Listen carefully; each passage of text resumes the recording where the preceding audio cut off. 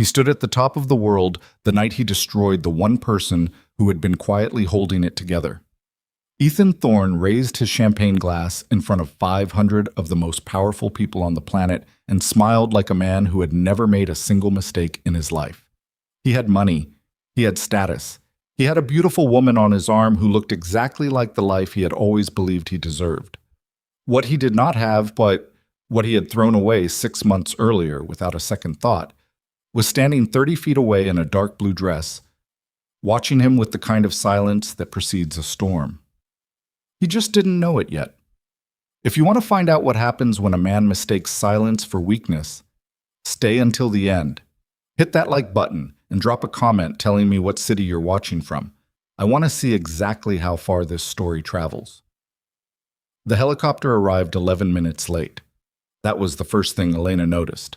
Not the skyline bleeding gold behind the Manhattan Towers, not the crowd of tailored suits pressing toward the glass entrance of the Hudson Legacy Foundation, not the way the valets moved with the nervous energy of people who had been warned twice already that the guest list was not to be questioned. She noticed the delay because she had been tracking the flight path for the last 40 minutes from a screen no larger than a paperback novel, and 11 minutes was not an accident. 11 minutes was a message. She tucked the device into her coat pocket and looked up at the sky. The Sikorsky S-76 banked east over the river, its navigation lights blinking in the cold November dark. Someone aboard had altered the approach vector to buy time. Someone was nervous, and they did not want to arrive at this particular gala looking nervous. That kind of vanity, Elena thought, was always the beginning of the end. She had been standing at the edge of the Foundation's rear terrace for 6 minutes, away from the crowd, her breath visible in the air, her heels on the stone making no sound because she was not moving. The dark blue dress she wore was a deliberate choice, not designer, not arresting, not the kind of thing that made a room turn. It was the kind of dress that made a room look past her, which was exactly what she needed tonight. She was not here for the gala. She was here to watch Ethan Thorne take the first step off a cliff he had spent the last 2 years building beneath himself. Inside, the Hudson Legacy Foundation had transformed its ground floor into something that resembled less a charity event and more a demonstration of concentrated wealth for its own sake. The ceilings ran 40 feet high and were strung with warm light that cost more per fixture than most people earned in a month. The bar ran the full length of the east wall, staffed by 6 people who moved with the precision of surgeons. The crowd numbered somewhere above 400, and every person in it had either made more than $50 million in the last decade or was standing close enough to someone who had that they could afford the same shoes. Ethan Thorne stood near the center of the room. He was 41 years old, and he looked, Elena thought, exactly like a man who had recently decided he was important. He had the suit right, charcoal brioni, single-breasted, no pocket square because someone had told him pocket squares read as trying too hard. He had the posture mostly right, that manufactured ease of a person practicing confidence rather than feeling it. His hair was a little too carefully arranged. His watch was $300,000 of Swiss movement that he had mentioned 3 times already in the hour she had been observing from the periphery. She knew because she had been counting. Beside him, Skylar Vance wore red. She was 29 and objectively beautiful in the way that certain things are beautiful when they are assembled with great deliberateness. The architecture of ambition rather than the accident of nature. Her father was Alexander Vance. Her last name had opened more doors than her face, though her face had kept them open long enough for the family name to do its work. She laughed at something Ethan said and touched his arm, and Ethan straightened slightly, the way men do when they are being witnessed in a moment they believe defines them. Elena looked at Skylar Vance and felt nothing she hadn't anticipated. She had studied the woman the way she studied most variables in any given situation, thoroughly, without sentiment, with attention only to what was relevant. Skylar was smart enough to know she needed someone ambitious beside her. She was not smart enough yet to understand the difference between ambition and desperation. That distinction would matter later. Tonight, it was not Elena's concern. She turned away from the interior windows and looked at the river. Her phone vibrated once. She didn't reach for it. But the message had arrived 22 hours earlier, routed through 3 encrypted relays and decoded on a device that existed nowhere in any registered database. It had come from a man named Harlan Cole, who worked as deputy director of strategic operations at a private intelligence firm so far removed from public knowledge that even its clients rarely knew its actual name. He went by Handler 7 in all written communication. Elena had worked with him twice before, once in Singapore during a currency crisis, once in Zurich during something she was not permitted to describe even now in internal documentation. The message was 11 words. Vance Holdings is bleeding. Alexander is asking. Aquila. 7 is at risk. She had read it twice, set the device down on the edge of the kitchen counter in her apartment on the 14th floor of a building in Brooklyn that appeared, to everyone who had ever looked, to belong to a woman named Dr. Elena Voss, academic researcher, recently divorced, unremarkable. She had made herself a cup of coffee, black, no sugar. She had never had the patience for sweetness in anything that was meant to do a functional job, and stood at the window for 6 minutes before calling Cole back through a separate channel. Aquila 7, she said when he picked up. We have 72 hours from now, Cole said. There was noise in the background, the kind of compressed office noise that meant people who did not normally look alarmed were currently alarmed. Kane's team has been inside Vance's supply chain for at least 60 days. Maybe longer. We missed it. You missed it, Elena said. I wasn't working the account. A pause. Alexander is asking for you specifically. I know. She watched a garbage truck move down the street below, its amber light rotating in the dark. The Hudson Gala is tonight. Elena. I'll be there, she said, not as Cerebra, as Elena Voss. Cole went quiet for 3 seconds. That doesn't make any strategic sense. It makes perfect sense, she said. I need to see the terrain before I commit to the board. And there's something I want to look at while I'm there. She hung up before he asked what that something was. She already knew he would understand eventually. The something was Ethan. Not because she had anything unresolved with him. She had examined that question with the same rigor she applied to everything and arrived at a clean answer. No. She was not there out of anger or grief or the kind of wounded pride that makes people do things they later have to explain. She was there because Ethan Thorne had, in the last 6 months, inserted himself into a set of professional relationships that intersected with the current crisis, and she needed to observe the degree of damage before she could calculate how to proceed. She had discovered it 8 days ago, cross-referencing a set of financial contacts she had been monitoring at arm's length. Ethan's new consulting firm, hastily assembled, undercapitalized, trading largely on his willingness to move in rooms he had not yet earned access to, had made contact with Marcus Kane's acquisition team. The introduction had come through Skylar Vance, which was ironic in a way that Elena did not find particularly funny. Kane was the problem. Ethan was a variable adjacent to the problem. She needed to see him operate in a live environment to understand how much of a liability he represented. So she had put on the dark blue dress and come to the gala and stood at the periphery and watched. What she saw was worse than she had expected, and she had expected something fairly bad. Ethan moved through the room with the specific energy of a man who has recently upgraded his idea of himself and is not entirely certain the upgrade is taken. He introduced himself to people who already knew his name, or thought they did, and he held his glass at a slightly affected angle that he had definitely practiced. He dropped numbers into conversation the way people drop names when they are trying to establish legitimacy with an audience they believe is measuring them. He was not wrong that the audience was measuring him. He was wrong about what they were measuring. At 9:47, he saw Elena. She did not move toward him. She was crossing from the terrace entrance toward the rear corridor that led to the private meeting rooms, doing what she had come to do when he saw her from across the room, and the expression on his face went through 3 changes in approximately 2 seconds. First, confusion. Then, recognition. Then, something that took her a moment to identify because it was so specific and so ugly. Contempt. The contempt of a man who sees a reminder of something he has decided to call beneath him. She had already turned away when she heard him moving through the crowd toward her. Elena. She stopped. Not because she needed to, because she wanted to see the shape of what was about to happen. She turned. Ethan? He looked different in person than in the photograph she had been reviewing. More polished on the surface, more eroded underneath, like a piece of wood that has been varnished over rot. He smelled of a cologne that was very expensive and very confident, and he held his glass at the practiced angle, and his eyes moved over her dress with the quick calculation of someone adding up a price tag and arriving at a number that satisfied them. "What are you doing here?" he said. It was not curiosity, it was challenge. "I was invited," Elena said. "By who?" "That's not really your business anymore, Ethan." Something tightened at the corner of his mouth.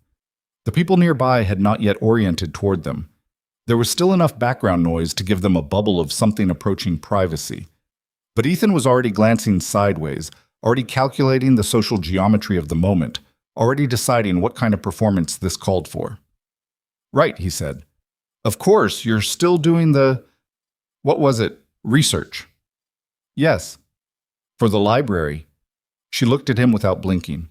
"For the institute," she said. "Right." He nodded, slow, deliberate. The nod of a man reminding himself he no longer has to pretend to be interested. Still saving the world one card catalog at a time. Elena said nothing. That, she had learned a very long time ago, was always the more efficient weapon. Bummed. The silence seemed to irritate him more than an answer would have. He filled it himself.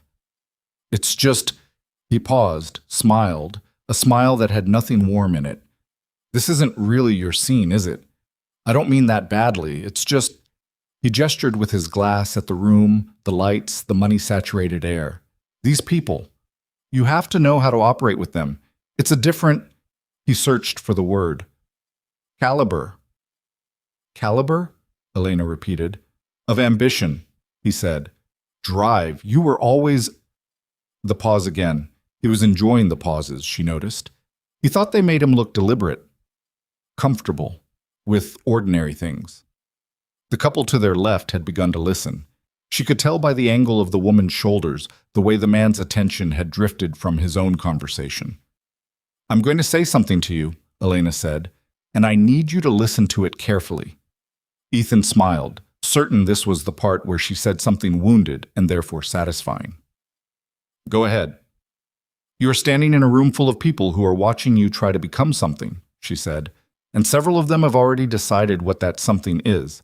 I'd be more careful about who you're attaching yourself to before your new associations become your permanent reputation." His smile did not waver, but something shifted behind it. "Is that a warning?" "It's an observation," she said. "Good night, Ethan." She walked away from him and did not look back. She heard what happened next because the couple to the left were still listening, and because the room had a particular acoustic quality, something to do with the ceiling height and the marble floor, that carried sound further than most people realized. Ethan turned to the nearest cluster of guests, and his voice lifted by exactly the amount that meant he was performing. "That's my ex-wife," he said, with a particular kind of laugh, the laugh that invites the audience to join in dismissal. "She runs a reading program. No, I'm serious. Books, libraries, that's—" He laughed again.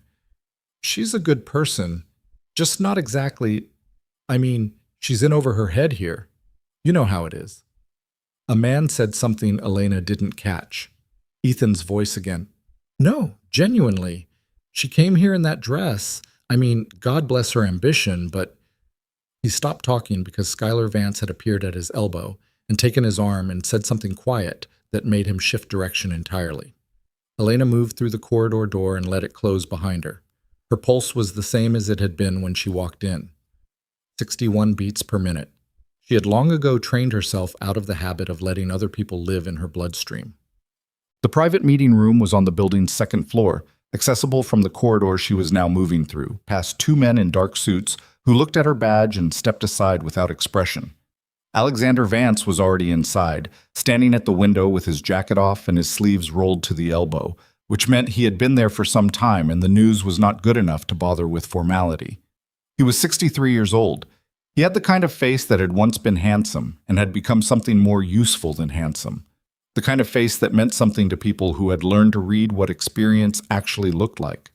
He turned when she came in, and his relief was visible for exactly 1 second before he put it away. "You came as yourself," he said. "I came as Elena Voss," she said, "which is what I am." You know what I mean. Yes. She set her small bag on the table. Sit down, Alexander. Tell me the actual numbers, not the version you've been giving the board. He sat. She remained standing. It was not a power dynamic she was performing. She simply thought better on her feet when information was moving fast and the stakes were in the range she was already calculating. He told her the numbers. They were worse than what Cole had indicated. Marcus Kane's team had not simply identified a weakness in Vance Holdings' aerospace supply chain. They had spent 60 days methodically widening it. The guidance system for Aquila 7, the satellite that represented $3 billion of contracted government and private communication infrastructure, had been compromised at the component sourcing level. Not sabotaged in a way that would be immediately visible, compromised in a way that would only reveal itself at the moment of launch, in a failure that would be catastrophic enough to destroy confidence in Vance's aerospace division entirely. The hostile takeover attempt would follow within 48 hours of the launch failure. Kane's team had already positioned. The regulatory angles had been prepared. The media had been quietly prepared. 3 of Vance's board members had been, not bribed, exactly, pressured, through channels that were technically legal and entirely ruthless. Who built this? Elena said. We don't know the architect, Alexander said. Kane has someone very good working the strategic side. Not Kane himself. He's not subtle enough for this level of construction. Someone in his orbit, someone we haven't identified. Elena thought about 11 minutes. She thought about a flight path altered to avoid the appearance of nervousness. The helicopter that arrived late tonight, she said. Whose was it? Alexander looked at her. I don't know what helicopter you're... The Sikorsky S-76 that came in from the northeast at 9:23. The one that altered its approach vector between the Verrazzano and the Manhattan Bridge. Whose? A pause. Alexander reached for his phone, made a call that lasted 40 seconds, ended it. Kane's, he said. Kane is at this gala. Yes, Elena said. He's been here for 22 minutes. He's not here to celebrate anything. He's here to read the room and confirm that no one on your side has any idea what's coming. She walked to the window. Below, the gala continued. 400 people who thought this was a charity event. Among them, Marcus Kane. And somewhere in Kane's peripheral awareness, Ethan Thorne, who had no idea what he was adjacent to. I need the full technical specifications for the Aquila 7 guidance system, she said. I need the names of every supplier touched in the last 90 days. And I need access to your logistics network within the next 2 hours. You're going to fix this, Alexander said. It was not quite a question. I'm going to assess it, she said. Fix is a word people use when they don't understand the scale of the problem. I'll tell you what's actually possible in the morning. She turned from the window. One more thing, she said. Who invited Ethan Thorne tonight? Alexander's expression shifted slightly. The shift of a man who understands a question has more layers than its surface. He came as Skylar's guest, he said carefully. She's been... I know, Elena said. Is he working for Kane? We don't know that he's working for anyone in any... Is he feeding information, she said, to anyone connected to Kane's acquisition team? The silence that followed lasted 4 seconds. 4 seconds was an answer. I see, Elena said. Get me the access I asked for. I'll be in contact in the morning. She picked up her bag and moved toward the door. Elena, Alexander's voice stopped her. He doesn't know what he's doing. Ethan, I mean, he thinks he's... I know exactly what he thinks he is, she said. That's not my concern right now. Aquila 7 is my concern. She opened the door and walked out. Behind her, Alexander Vance sat in an empty room with the weight of $3 billion and the quiet understanding that the most dangerous people in the world are sometimes the ones who look like they are doing something else entirely. The private aircraft hangar was 40 minutes outside the city, in a county that did not appear on any map associated with Vance Holdings or any of the shell entities Elena maintained for operational purposes. It existed on paper as a logistics depot for an agricultural equipment company that had never moved a single unit of agricultural equipment in 6 years of incorporation. She drove herself, which she always did when she needed to think. The road was empty at this hour, the sky above the highway that deep starless dark that happens when cloud cover sits low and the city light behind you has finally lost its reach. She drove at 4 miles over the speed limit, enough to make progress, not enough to invite attention, and she did not listen to music. She listened to the sound of the engine and the sound of her own breathing, and she laid out the board in her mind the way she always did when a problem first presented its full shape. Marcus Kane was not new to her. She had observed him from a distance 3 times over the last decade without ever being in direct opposition. He was 61 years old, the son of a man who had built a small industrial empire in Ohio and the self-made inheritor of a much larger one that he had assembled through a combination of genuine strategic intelligence and a complete absence of the particular kind of restraint that separates aggressive acquisition from predatory destruction. He was not evil in any way that would satisfy a simple explanation. He was something more specific and more dangerous, a man who had decided somewhere in his 40s that the rules of competition existed specifically to be used as weapons against people who still believed in them. His weakness, and every person operating at his level had one, she had never found an exception, was the belief that he was the smartest person engaging with any given problem. It was a belief that had been reinforced so many times over so many years that it had calcified into something structural, into an assumption so deep he no longer examined it. He did not check for opponents he could not see because he did not genuinely believe in the existence of opponents he could not see. That was the gap. Elena had spent most of her professional life operating inside gaps exactly like that one. The hangar came into view a quarter mile before she reached it, a low, wide structure with no exterior lighting except for a single yellow bulb above the side door, the kind of deliberate inconspicuousness that, to anyone who knew what they were looking for, was its own kind of signal. She parked on the gravel, turned off the engine, and sat for a moment in the quiet. She thought about Ethan's voice in the gala. She came here in that dress. She thought about the sound of 400 people not knowing what was happening inside the room they were celebrating in. She thought about Aquila 7, sitting in a launch facility in Virginia, carrying 63 tons of integrated technology and $3 billion of contracted obligation, with a guidance system that had been methodically poisoned at the source. She thought about 72 hours. Then she opened the car door and walked into the hangar. The interior was different from the exterior in the way that mattered. Not larger exactly, but organized with a density of purpose that made the space feel like the inside of a mind rather than a building. 3 long tables ran parallel to the north wall, covered in hardware that ranged from off-the-shelf processors to custom components that had no visible manufacturer markings. Along the south wall, 4 screens displayed live feeds from sources that the average person in the gala she had just left would not have believed were accessible to a private operator. Harlan Cole was waiting. He was 57, gray at the temples, with the specific physical economy of a man who had spent a great deal of his life in situations where being conspicuous was professionally inadvisable. He was sitting at the center table with a coffee he had clearly not been drinking and a folder he had clearly been reading for some time, and he looked at Elena when she came in with the expression of a person who has been genuinely worried and is now genuinely relieved, but is too professionally conditioned to let either state fully surface.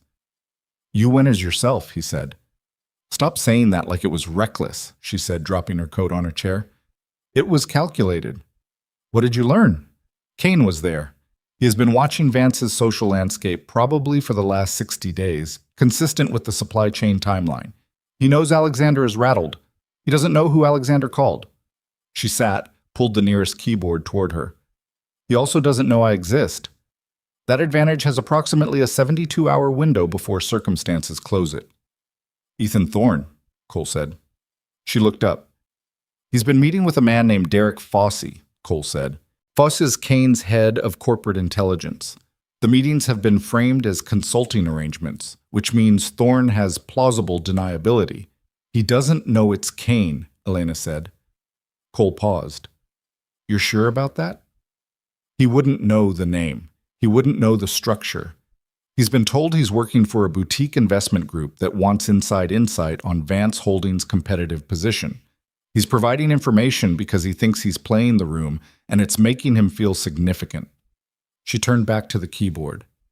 "He's not a threat. He's an exposure. There's a difference." "An exposure how?" "He knows things about Alexander's communication patterns that came from his relationship with Skylar, not strategic information, Behavioral information.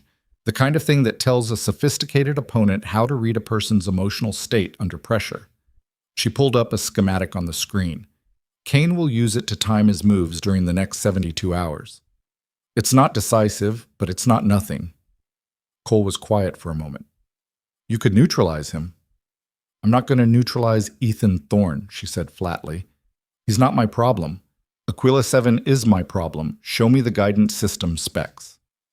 Cole opened the folder and spread 3 sheets of technical documentation across the table in front of her. She looked at them for a very long time. The room was quiet except for the sound of the screens and the distant sound of wind against the hangar's sheet metal roof, and Elena sat in that quiet and looked at the problem from every angle she could construct, which was more angles than most people knew existed, and she began slowly to see the shape of what was possible. The guidance system was compromised at the component level, but the compromise had been designed to create a failure mode rather than a permanent deficiency. That meant it could, in principle, be bypassed. Not repaired. There was no time for repair, but rerouted. If she could source an alternative guidance interface and integrate it at the software level within 48 hours, the launch could proceed on schedule. The problem was that the component she needed did not officially exist in any accessible supply chain. It existed in one place, a DARPA-adjacent research facility in Maryland that was currently in the process of transferring its experimental systems to a new contractor and had, in the window of that transfer, a period of approximately 18 hours during which its inventory was technically in transit and technically untracked. Elena looked at the timeline.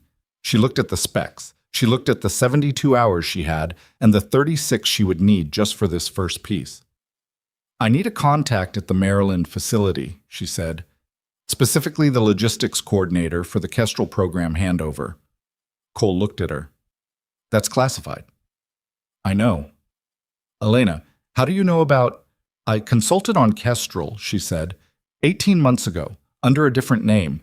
The coordinator was a woman named Patricia Sohn, and she owed me a professional favor I deliberately left uncollected. She began typing. She still owes it. Cole sat back. He had the expression of a man who has known someone for a long time and still regularly encounters evidence that he does not know them fully. You planned for this, he said.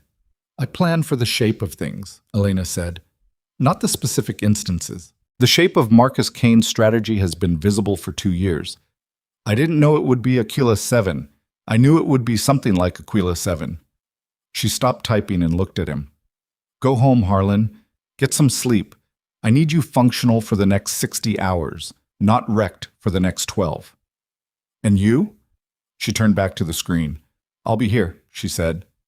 Dwelt. She worked through the night.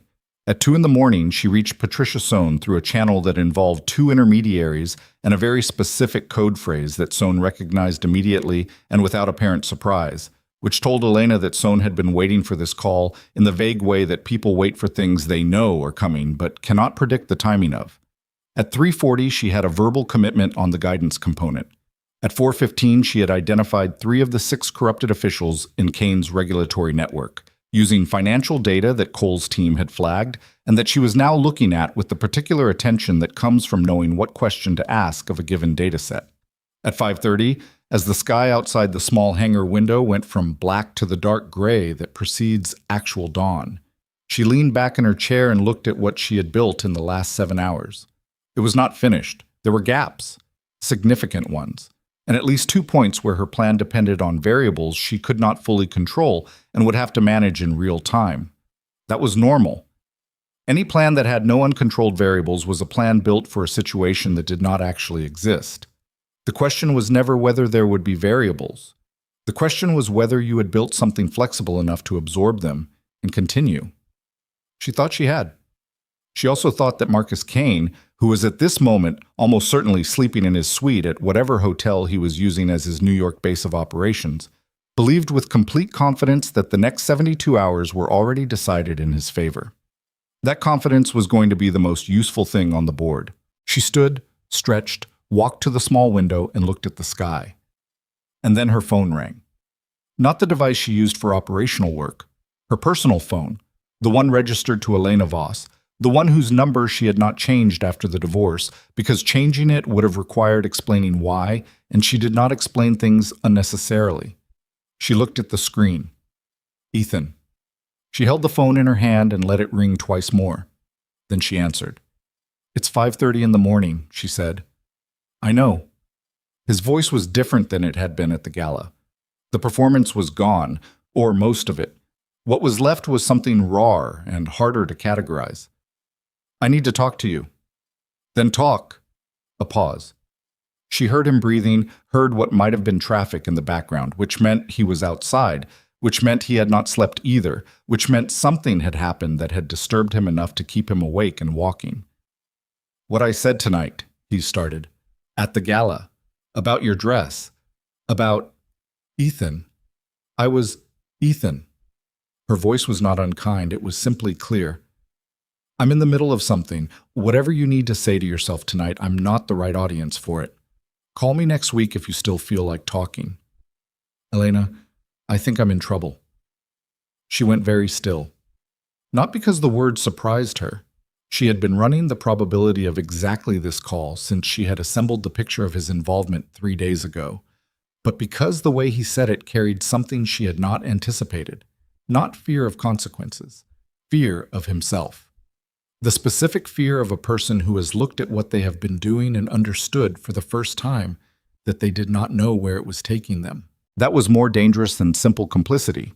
That was a man on the edge of either pulling back or going further, and she could not predict which way he would fall. "What kind of trouble?" she said. The pause lasted 5 seconds. "I don't know," he said. "That's the problem." She looked at the gray sky outside the window. The first real light was beginning to show at the horizon's edge, thin and cold, and without any warmth in it yet. "Then go home," she said. "Don't talk to anyone tonight. Don't answer calls from people you met in the last 2 months. And do not—" She paused, choosing the weight of the next word carefully. "Do not tell Derek Fossey anything else." The silence on the line was the silence of a man who has just heard his own name spoken back at him from inside something he thought was a private room. "How do you know about—" "Go home, Ethan." She ended the call. She set the phone face down on the table and looked at it for a moment. Then she turned back to her screen, and she pulled up the next layer of data, and she went back to work. Because Ethan Thorne's problem, whatever shape it finally took, was a variable she would have to manage. But it was not the board. The board was Aquila 7. The board was 72 hours. The board was Marcus Kane, asleep somewhere in the city, dreaming of a victory that Elena had already begun. Quietly, methodically, without a single wasted motion, to dismantle from the inside. He just didn't know it yet. The sun came up cold over the highway. Elena had not slept. She had stopped trying at around 6:15, when the sky outside the hangar window had gone from gray to the kind of pale, washed-out white that belongs to November mornings in the Northeast, the kind of light that promises nothing and delivers on that promise completely. She had worked instead, moving through data sets and supply chain records and 3 years of Marcus Kane's acquisition history with the specific focus of someone who understands that exhaustion is not a reason to stop, but a condition to be managed, the way weather is managed, acknowledged, accounted for, worked around. By 7:40, she had 5 of the 6 corrupted officials identified. The 6th was a problem. Not because the evidence was absent, it was there, distributed across 3 financial instruments, and a pattern of regulatory decision-making that was, to anyone who knew what sequence to look for, unmistakably shaped by outside pressure. The problem was that the 6th official was a deputy undersecretary at a federal agency whose name appearing in any documentation Elena assembled would trigger a level of institutional response that could complicate the next 48 hours in ways she had not yet fully mapped. She needed to move around him rather than through him. That required a different approach for that particular piece of the board, and she set it aside to come back to when she had more information on the timing of Kane's next regulatory push. She was on her 3rd coffee. Black, still no sugar. The coffee here was worse than what she made at home, but it was hot and it was present, and those were the only qualities that mattered right now. When Cole arrived at 8:03, he came in looking like a man who had slept 4 hours and was pretending it was 7. He had changed his shirt. He had not shaved. He set a paper bag on the edge of the table without comment and sat down and looked at what she had built on the screens overnight with an expression that moved from assessment to something closer to genuine discomfort. "You didn't sleep," he said. "Tell me about the Summit Fortress," she said. He looked at her. "Kane's people have been mentioning it in 3 separate intercepts over the last 10 days, she said. "It's not a location I have." "What is it?" Cole was quiet for a moment in the way he was quiet when he was deciding how much of what he knew was relevant to what she was asking. It was a habit she had learned to read years ago. Not evasion exactly, but the professional reflex of a man who had spent his career moving information in careful portions and had to consciously override that reflex when the situation called for full disclosure. "It's a private summit," he said. "Kane's. He hosts it twice a year at a facility outside the city. The location changes, but it's always within a 2-hour radius, high-level people. His inner circle plus selective invites from the broader acquisition and regulatory world. When is the next one?" 48 hours from now. Elena set her coffee down. "That's the celebration," she said. "He's timing the summit to coincide with Aquila 7's failure. He wants his people assembled and ready to move on the takeover announcement the moment the launch fails." "That's what we think, yes." "He's invited Ethan Thorne." Cole's expression shifted. "We don't know that for—" "He's invited Thorne," she said again. Not a question this time. Cole looked at the table. "There's an indication that a guest list addition was made 3 days ago. We can't confirm the name yet." She stood and walked to the window. The gravel lot outside was empty except for her car and Cole's, 2 unremarkable sedans sitting in the thin November sun, and beyond them a field that had been harvested sometime in October and was now just flat brown earth waiting for something. "Kane is positioning Thorne as his proof of concept," she said. "He's going to bring him to the summit as a demonstration. Look, I have an inside angle on Vance through the man who was married to his inner circle. It's theater. Kane doesn't need anything more from Thorne at this point. He has everything he needed from him already. But having him present at the summit when the launch fails is a power move. It says, I knew this was coming from every direction, including the personal." Cole was quiet. "It also," Elena said, "means Thorne will be inside Kane's facility when we move." "When we move," Cole said carefully, "we're not planning to move on Kane's facility. The plan is to secure the guidance component, complete the integration, get Aquila 7 into the air, and let the launch itself collapse Kane's position." "The plan is evolving," Elena said. "Elena." She turned from the window. "I'm not changing the objective. I'm expanding the aperture. If Kane is assembling his entire network in one location 48 hours from now, that is not a complication. That is an opportunity." She walked back to the table. "Finish your coffee. We have a call with Patricia Sohn in 12 minutes. He check." The call with Sohn lasted 41 minutes and was, for the first half, the most careful dance of implication and mutual professional understanding that Elena had navigated in recent memory. Sohn was thorough, and she was smart, and she was also acutely aware of the exposure she was accepting by participating in this conversation at all, which meant she needed to be handled with the specific delicacy reserved for people who are doing something they believe in, but are frightened by the shape of the thing they are doing. Elena understood frightened people who believed in things. She had spent a lot of her career in rooms full of them. By the end of the call, the guidance component was confirmed for delivery by 6 that evening to a secondary location Elena designated. Sohn had one condition. Her name would not appear in any documentation, formal or informal, associated with the transfer. "It won't appear anywhere," Elena said. "I need your word on that." "You have it." A pause on the line, then, "Is this about Aquila 7? Elena did not answer immediately. "Patricia," she said, "the less you know about what this is about, the more protected you are. You know that." A longer pause. "Yes," Sohn said. "I know that." "Thank you." She ended the call and looked at Cole. 6 this evening, she said. "I need a technical team at the secondary location by 5. "I have 2 people," Cole said.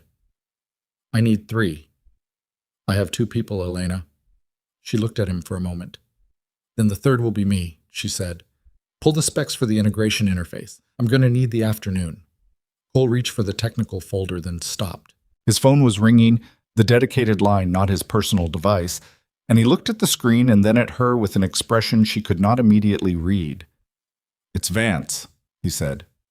"Put it through." Alexander Vance sounded like a man who had been awake for longer than was good for him, and was running the specific cognitive deficits that come not from lack of sleep, but from sustained high-level stress, which is its own kind of exhaustion, deeper and harder to recover from. His voice on the call was controlled, but only in the way that things are controlled when the effort of control is visible. "Kane's legal team filed this morning," he said, without preamble. "Federal court. They're arguing misrepresentation of the guidance system's certification status in our launch application. They want a preliminary injunction to halt the launch pending review." Elena had expected this. Not the specific mechanism. She had given it a 30% probability that it would be a legal move rather than a further technical sabotage. But the timing. "When does the court hear it?" "Tomorrow morning, 9 o'clock. "Who's the judge?" Alexander named a name. Elena's jaw tightened slightly. "The sixth official. Not regulatory. Judicial." That was the gap she had been unable to close this morning, and now it was closing itself from the wrong direction. "Who is representing Vance at the hearing?" "Our general counsel, Margaret Farrow. She's not enough," Elena said. Not cruelly. She did not know Farrow, had no evidence of her capabilities, and the statement was purely structural. Kane's motion is not designed to win at the hearing. It's designed to create a 48-hour delay that overlaps with the launch window. Even if we defeat the motion, if the hearing runs long enough, we lose the window. We need to collapse the motion before 9 tomorrow, not defeat it in court. Silence on the line. "How?" Alexander said. "I need an hour with your corporate counsel and your media team," Elena said. "Not the legal strategy, the pressure strategy. The motion has to become toxic for the judge before it's heard. That requires the right information reaching the right people in the next 12 hours. "What information?" "About the judge," she said, "and about who reached out to him in the last 30 days. Another silence, longer this time. "You know who reached out to him." "I have a strong inference," she said. "I need documentation." "Elena," Alexander's voice dropped by half a register. "If you're suggesting I'm not suggesting you do anything," she said. "I'm suggesting that certain information, if it exists, if it is documented, if it reaches the right journalist by 6 this evening, would make it extraordinarily difficult for any judge to proceed with that hearing without the appearance of conflict of interest so glaring that proceeding would be a career-ending move." She paused. "I'm asking you whether the documentation exists." The silence this time was the silence of a man looking at a line he had drawn for himself and asking whether the line was still in the right place. "I'll have someone call you within the hour," Alexander said. "Make sure it's someone who doesn't use their own name for encrypted transfers," she said. "And Alexander, don't tell Skylar about this call." A very short pause. "Why?" "Because she'll tell Ethan, and Ethan is currently in a position where every piece of information he has access to is a potential liability." The silence that followed was the silence of a man who loves his daughter and is beginning to understand in real time the cost of that love intersecting with the current situation. It was a specific kind of silence, and Elena had heard it before, in rooms where people with genuine attachments discovered that those attachments had been used against them without their knowledge. "He didn't know what he was doing," Alexander said. "I know," Elena said. "That doesn't change what he did." She ended the call. I shut down. Cole set down his folder and looked at her across the table. His eyes were the eyes of someone who wanted to say several things and was calculating which one to lead with. He went with the operational one, which was the right choice. "The media angle," he said. "You're going to the press before we've secured the guidance component. If the story moves the wrong way—" "The story won't move the wrong way," Elena said. "I'm not going to the press. I'm sending the documentation to one specific person who will sit on it until I tell them to move, and then we'll move it exactly where and how I direct." She picked up her coffee. "The press is not a weapon you throw. It's a weapon you aim." "Who's the person?" She told him. He looked at her for a moment. "You've been working this relationship for how long?" 3 years," she said, "since I first identified the shape of Kane's strategy." Cole sat back.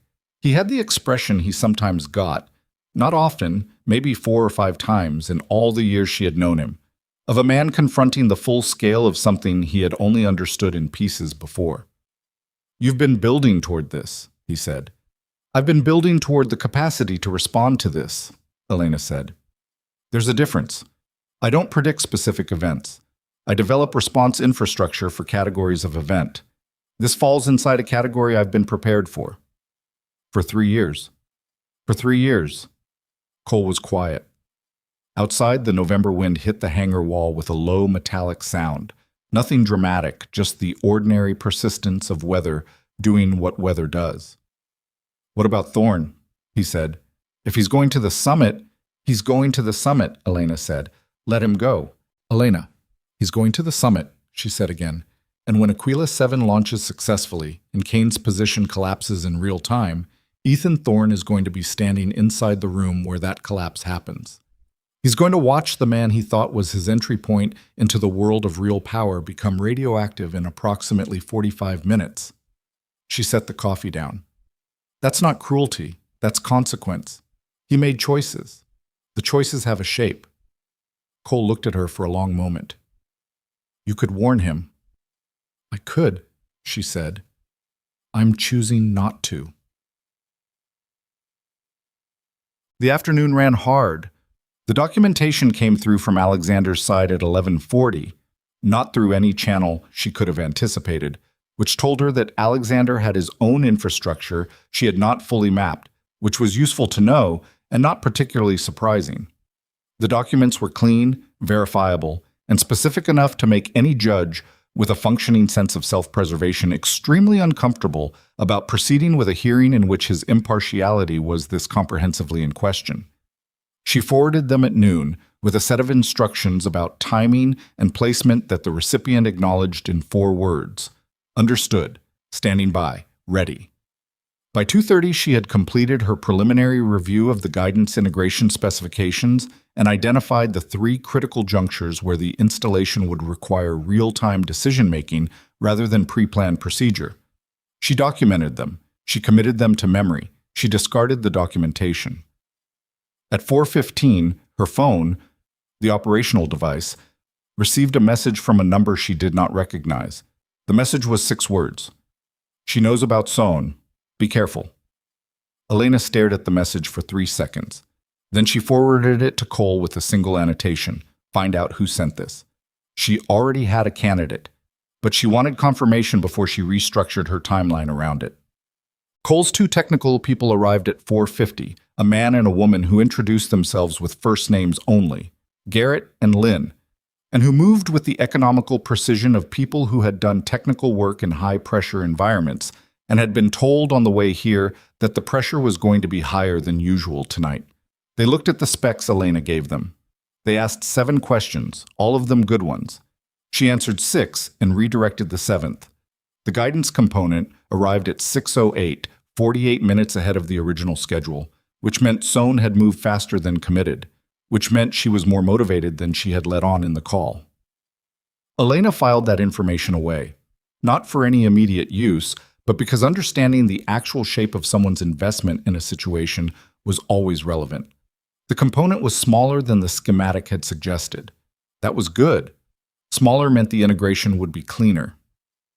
She worked beside Garrett and Lynn through the evening without talking much, because talking was not what the work required. What the work required was the specific quality of attention that blocks out everything that is not directly relevant to the problem at hand, and she had spent so many years developing that quality that she sometimes forgot other people found it difficult. Garrett and Lynn did not find it difficult. That made her respect them in the concrete way she respected competence when she encountered it, without sentiment, without performance, but genuinely. At 9:40, Lynn set down her tools and looked up. "The integration will hold," she said, "but there's a window during the first 40 seconds of launch where the system is running on its own diagnostic. If anyone with access to the ground control interface pushes an override command during that window, it could still create a failure mode." Elena looked at her. "How specific does the access need to be?" Level 3 clearance minimum, Lynn said. Someone inside the launch control facility. Cole, who had been working from the corner of the room for the last 3 hours, looked up from his screen. Elena looked at the schematic spread on the table in front of her. 60 seconds of silence. Kane has someone inside the facility, she said. It was not a question. We don't have confirmation of... He has someone inside the facility, she said. The guidance system compromise was too precise to have been done entirely from outside. Someone inside helped structure the failure mode. She looked at Lynn. If I give you access to the facility's personnel records for the last 90 days, can you identify the profile? Lynn looked at Garrett. Garrett looked at Elena. We can try, he said. Don't try, Elena said. Do it or tell me you can't. I don't have room for try. Garrett held her gaze for a moment. We can do it, he said. Then do it tonight. She stood, pressed her hands flat on the table, looked at the schematic one more time. We have less than 36 hours. She straightened, and her operational phone vibrated again. This time, it was a call. The number was Ethan's, the personal number, the one registered to Elena Voss.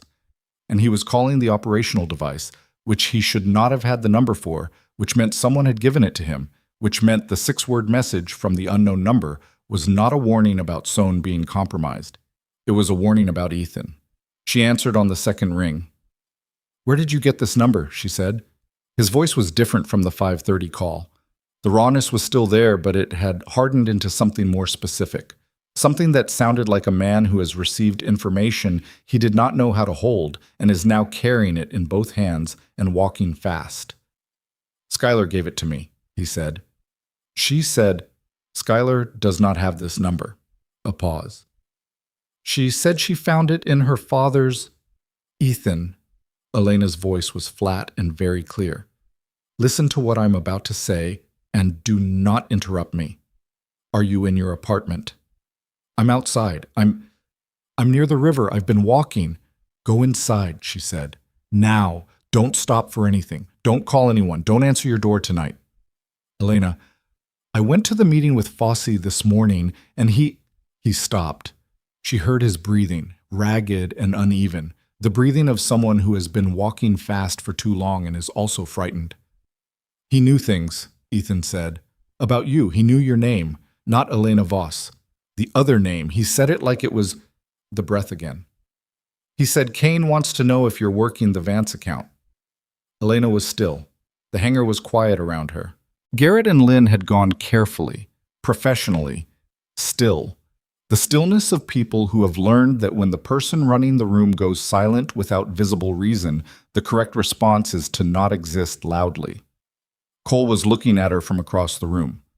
Fosse knows Cerebra is involved, Ethan said. He said if I could confirm it, Kane would...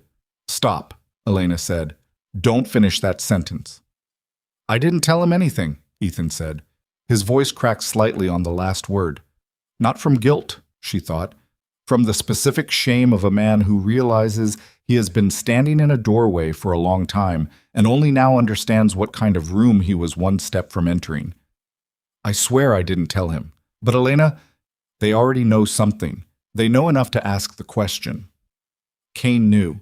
Not everything, not the details, but the fact of her involvement, the possibility of it, which at this level of play was almost as damaging as certainty, had reached him. The 72-hour window that had depended on his not knowing she existed had just collapsed to something she could not yet measure. She made a decision in the space of approximately 2 seconds. Ethan, she said, you are going to do exactly one thing for me. When Fosse calls you back, and he will call you back tonight or tomorrow morning, you are going to tell him that you reached out to me and that I confirmed I am not working for Vance, that I am in New York for personal reasons, that you heard it from me directly. A long pause. You want me to lie to him? I want you to give him a version of the truth that is manageable for the next 36 hours, she said. Can you do that? Elena, can you do that, Ethan? The silence lasted 4 seconds. Yes, he said. Then go home, she said, and do not go to the summit. She ended the call. She set the phone on the table and looked at Cole. He had the expression of a man who has just watched something he was afraid of become real. He's already confirmed to Kane's people that he reached out to me, Cole said. The call itself. Fossey will know Thorne contacted you. That's a variable, Elena said. I know. She picked up the schematic from the table and looked at it for a moment, not seeing it, using the physical act of holding something as a way of steadying the speed at which her mind was moving. Kane now knows I exist. He doesn't know where I am. He doesn't know what I have. He knows the name and he knows I'm operational in some capacity. She set the schematic down. That changes the summit. How? She looked at him. Kane will want me there, she said. Not as an opponent. He doesn't know yet that I'm an opponent. He'll want me there as a variable he can observe and control. He'll use Ethan to reach out. An invitation will come through Thorne, framed as a professional opportunity, framed as a chance to get ahead of whatever Kane thinks I'm doing for Vance. She paused. He'll try to bring me inside the room to neutralize me. Cole stared at her. And you're going to let him, he said. Not a question. More like a man watching a door open and seeing the staircase behind it go further down than he expected. I'm going to walk in through the front, Elena said. The hangar was very quiet. Outside, the November wind moved across the empty field, cold and patient and indifferent to everything that was about to happen.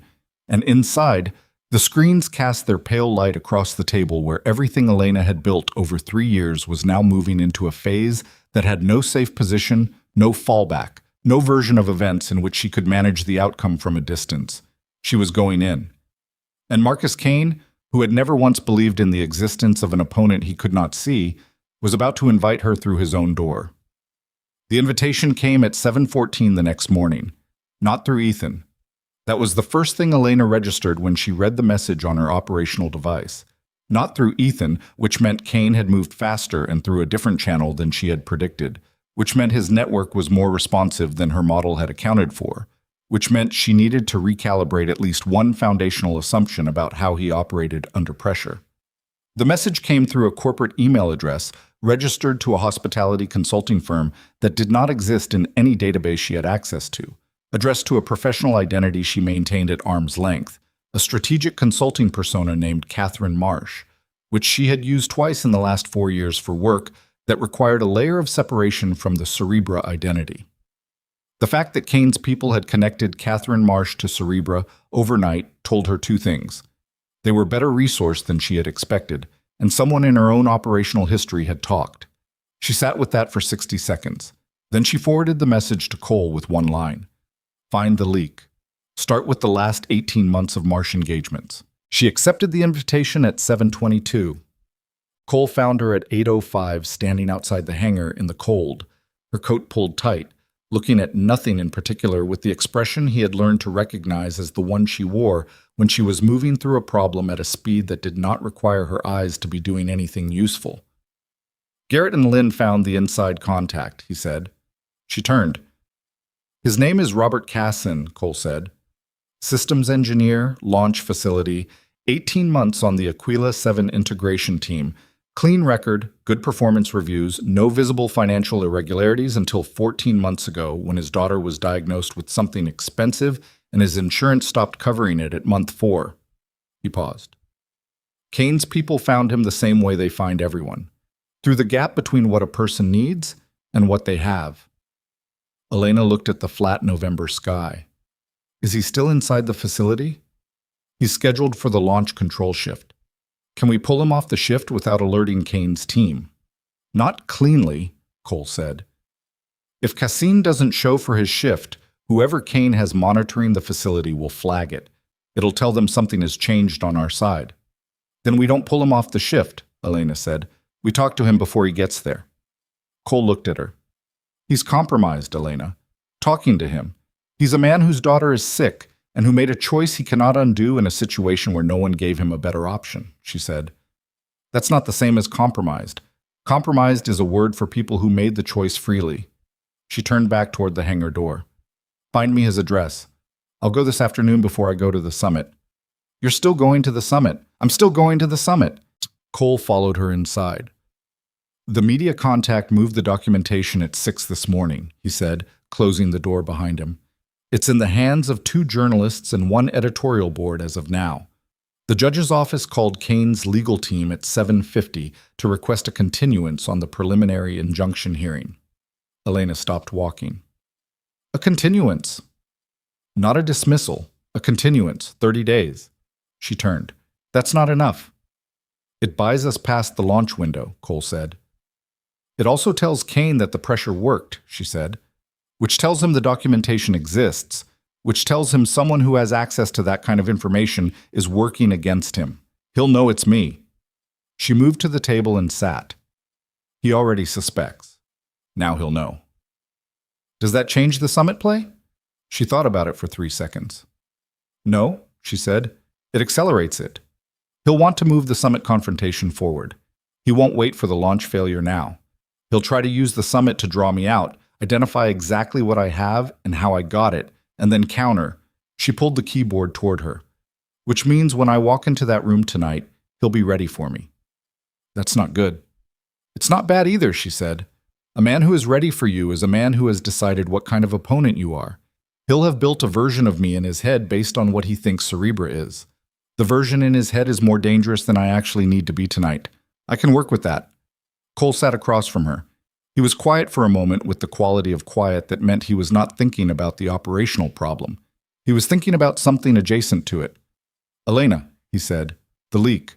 Whoever gave Kane's people the Marsh identity, that's someone who has been inside our work. Inside it closely enough to know a persona you've used twice in 4 years. I know, she said. That means, I know what it means, Harlan.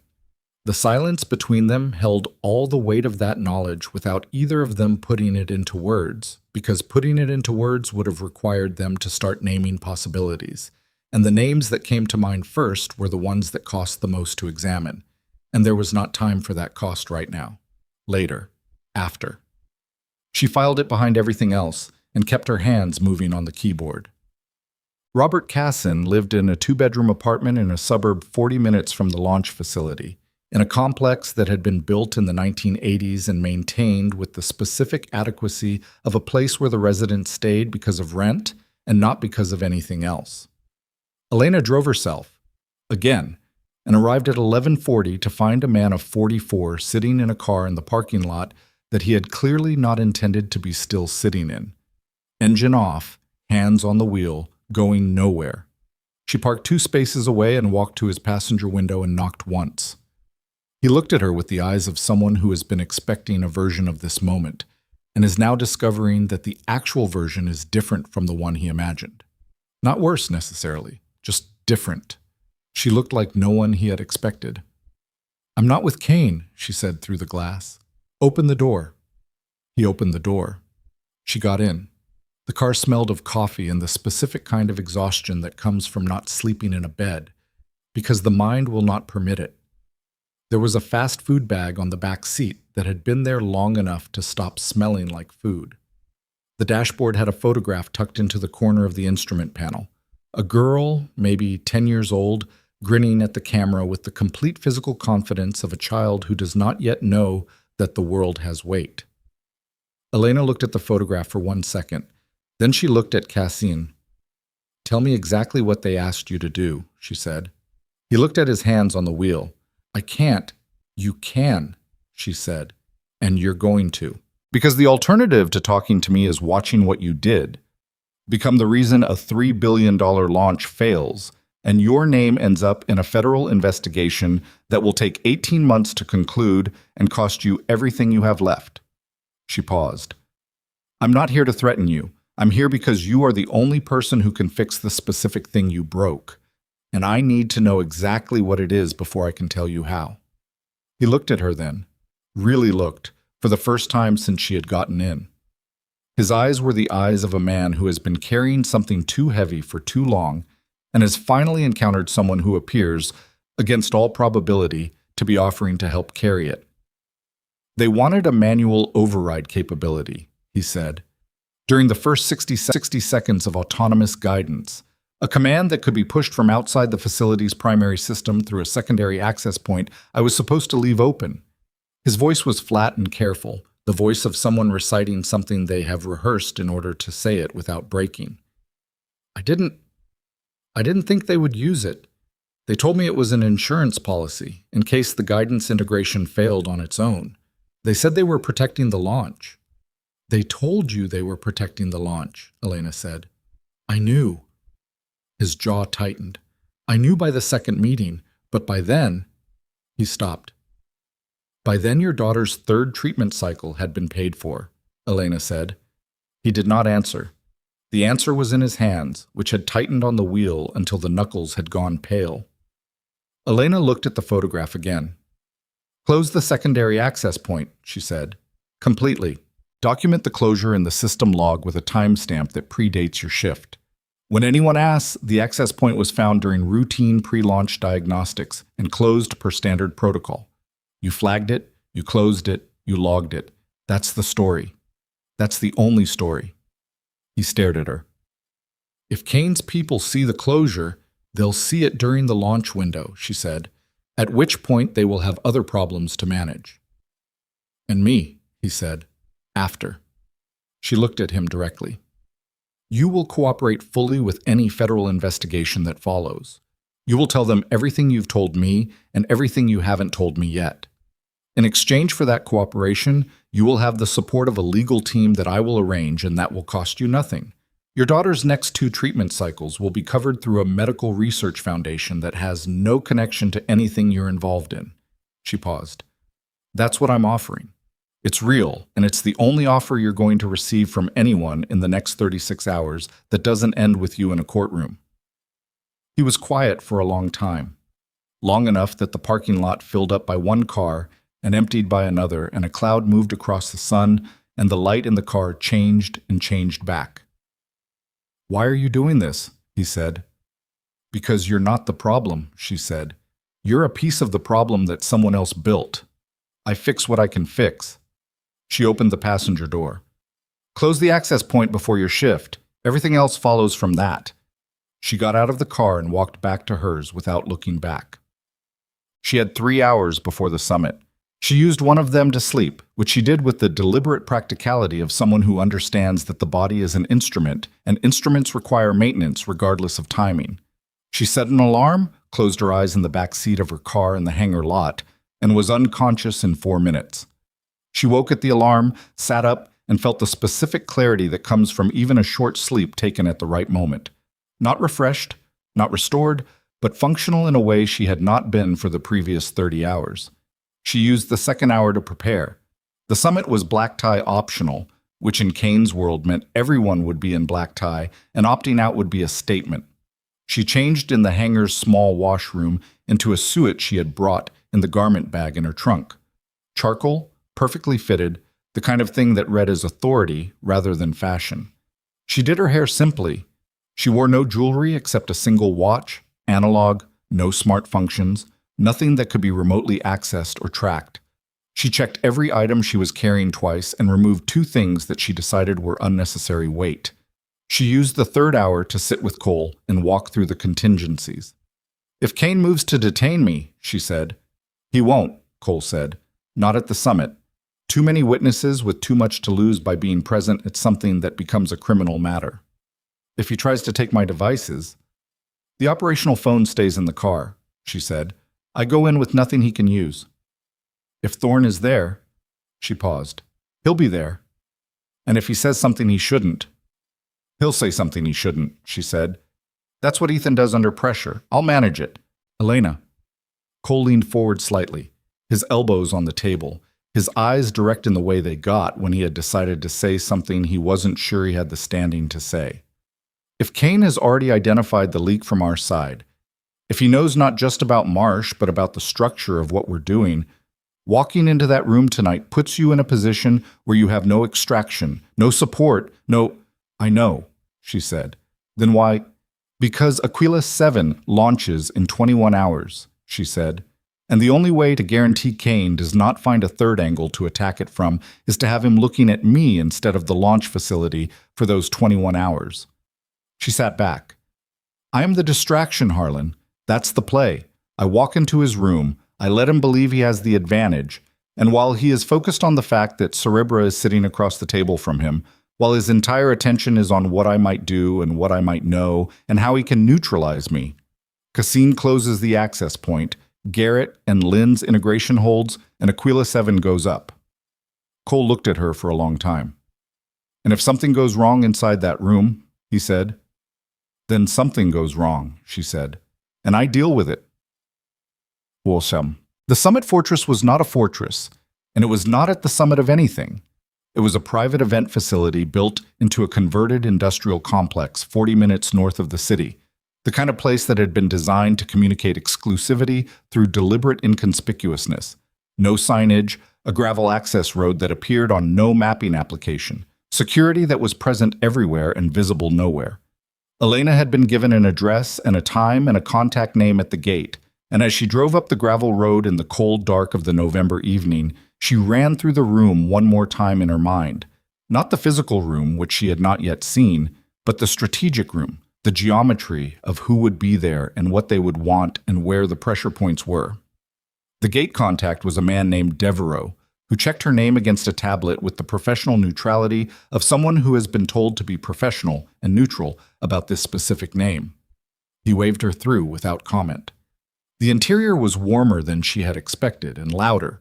Not loudly loud, but the specific ambient volume of 40 or 50 people in a contained space who are all performing their ease with each other, the sound of money talking to itself. The room was long, with exposed brick and warm lighting and a bar along one wall that was doing steady business. She clocked 12 people she recognized in the first 90 seconds, 3 from Kane's known acquisition network, 2 from regulatory adjacency, one she had not expected to see here at all, and whose presence she filed immediately as a significant new data point. She did not look for Ethan. She let the room come to her. It took 4 minutes. Marcus Kane was shorter than she had expected. That was always the first thing about people she had studied at length without meeting. The physical reality never quite matched the constructed image. And Kane's physical reality was a man of about 5'10", with the compact build of someone who had been athletic in his 40s and was now simply dense with it. The muscle not gone, but redistributed into something more settled. He had gray hair, kept short, and the kind of tan that comes from time and sunlight rather than effort at it, and he moved through the room with the ease of a man in a space he has built and therefore controls absolutely. He came to her directly, which she had expected. "Catherine Marsh," he said. Not a greeting, a confirmation. "Mr. Kane," she said. He looked at her for 3 seconds with the specific attention of a man taking a full inventory. She let him look. It cost her nothing, and it told her things about how he processed what he saw.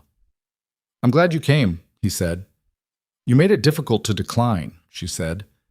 A slight smile, not warm, but acknowledging. "Come have a drink," he said. "I want to talk to you away from the room."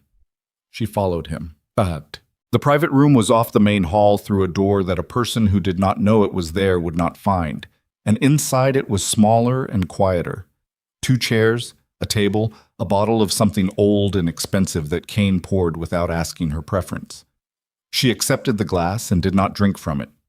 He sat across from her and looked at her with the same inventory attention he had used in the main room, but more concentrated now, more purposeful. "You're not what I expected," he said. "What did you expect?" "Something more. Constructed," he said. "The name carries a certain mythology. I expected someone who wore the mythology more visibly." "People who wear their mythology visibly," Elena said, "are usually trying to compensate for the mythology being larger than the reality." He smiled again. This one was different. There was something in it that was close to genuine. The smile of a man encountering something he actually finds interesting rather than performing the appearance of interest. That was more dangerous than the other kind. "You moved the documentation to the press," he said. "I don't know what documentation you're referring to," she said. "Of course you don't." He swirled the glass. "The judge will recuse himself by morning. That was well done. Fast. You didn't have much time." He paused. "I underestimated the speed." "People usually do," she said. "Not twice," he said. The smile was gone now. What replaced it was the face beneath the face. Not cruel, Not theatrical, just direct in the way very powerful people are direct when they have decided the social performance is no longer serving a purpose. I want to know what Vance is paying you. I'm not working for Vance, she said. Catherine. He said the name the way people say names when they mean the name behind the name. I know you're working the Aquila 7 situation. I know you sourced an alternative guidance component. I know you've been inside the supply chain documentation for the last 36 hours. He leaned forward slightly. I know about Patricia Sohn. Elena's face did not change, but something deep in her chest went very still. The Sohn connection was sealed. The transfer had been off record, the documentation non-existent. The only people who knew about Sohn were Cole, Garrett, Lynn, Sohn herself, and Elena. The only way Kane's people had the name was through the same leak that had surfaced the Marsh identity. And a leak that knew about Sohn was not a peripheral contact. It was someone inside the room at the hangar. It was someone who had been present for the Sohn call. Garrett, Lynn, Cole. She kept her face still and her hands loose in her lap, and she looked at Marcus Kane across the table and did the math in the 2 seconds she had before the silence became a tell. You have someone inside my operation, she said. I have several people in several operations, he said. That's how I know what I know when I know it. He sat back. Here's what I'm offering. Stop. Walk away from the Vance account. Let Aquila 7 proceed on its current trajectory. He did not say fail, she noticed. He said proceed on its current trajectory. The language of a man who considers the failure of someone else's infrastructure to be a natural and neutral event. And in exchange, I will not pursue the questions I currently have about the specifics of how Sohn's component transfer was arranged. Those questions, if I pursued them, would be very uncomfortable for a number of people. Elena looked at him. He was not threatening her. He was doing something more sophisticated than threatening her. He was offering her a door out and making the door look reasonable, making staying in the fight look like the irrational choice. It was the move of someone who understood that the most effective pressure is not the pressure that forces a decision, but the pressure that makes one decision look obviously superior to the other. She had used this move herself. She recognized its shape from the inside. That's a generous offer, she said. It's a practical one, he said. Can I ask you something? He gestured with his glass. The person inside my operation, she said. Did they come to you or did you go to them? A pause. Does it matter? It matters to me, she said, professionally. He considered her for a moment. They came to us, he said. 3 weeks ago, with a specific offer, specific enough that we knew immediately it was genuine. He paused again, and in the pause, Elena heard something she had not anticipated. Not hesitation, but a kind of careful weighing, as if he was deciding whether this piece of information was a card to play or one to hold. He decided to play it. They told us you would be activated for the Vance account within 30 days. They told us the name Cerebra and the name Marsh and 3 of the operational protocols you use for component sourcing. They told us specifically that if we applied pressure to Vance Holdings through the guidance system, you would be called in to respond. Elena's hands were very still in her lap. They wanted you deployed, Kane said. That was their specific goal, not to help me acquire Vance Holdings, to get you out of whatever position you were in and into this specific situation. He looked at her with something that might, in another context, have been concern. I don't know what you are to this person, but I know they didn't come to me because they wanted money. They came to me because they wanted you standing in this room tonight. The room was very quiet. Elena thought about Harlan Cole, who had been with her for 11 years, who had built the operational infrastructure alongside her, who had been in the hangar when she made the call to Sohn, who had heard every word, who had been there for every piece. She thought about the message. She knows about Sohn. Be careful. A warning. A warning from the person who had given Kane the information. A warning that had looked like protection and was actually something else entirely. A way of confirming she was still on track, still moving toward the room where they wanted her. She thought about Cole's face when she had said she was going to the summit. The specific quality of his resistance, the way he had argued against it with exactly the right amount of force, enough to seem genuine, not enough to stop her. She thought about 11 years. Thank you, she said to Kane, Her voice was level. It cost her something she could not yet measure to make it level. For telling me that. He looked at her with something she could not immediately categorize. I told you because I think you didn't know, he said. And because whatever this person's goal is, it's larger than my acquisition of Vance Holdings, and I'd prefer to understand what I'm involved in before I find out the hard way. Elena stood.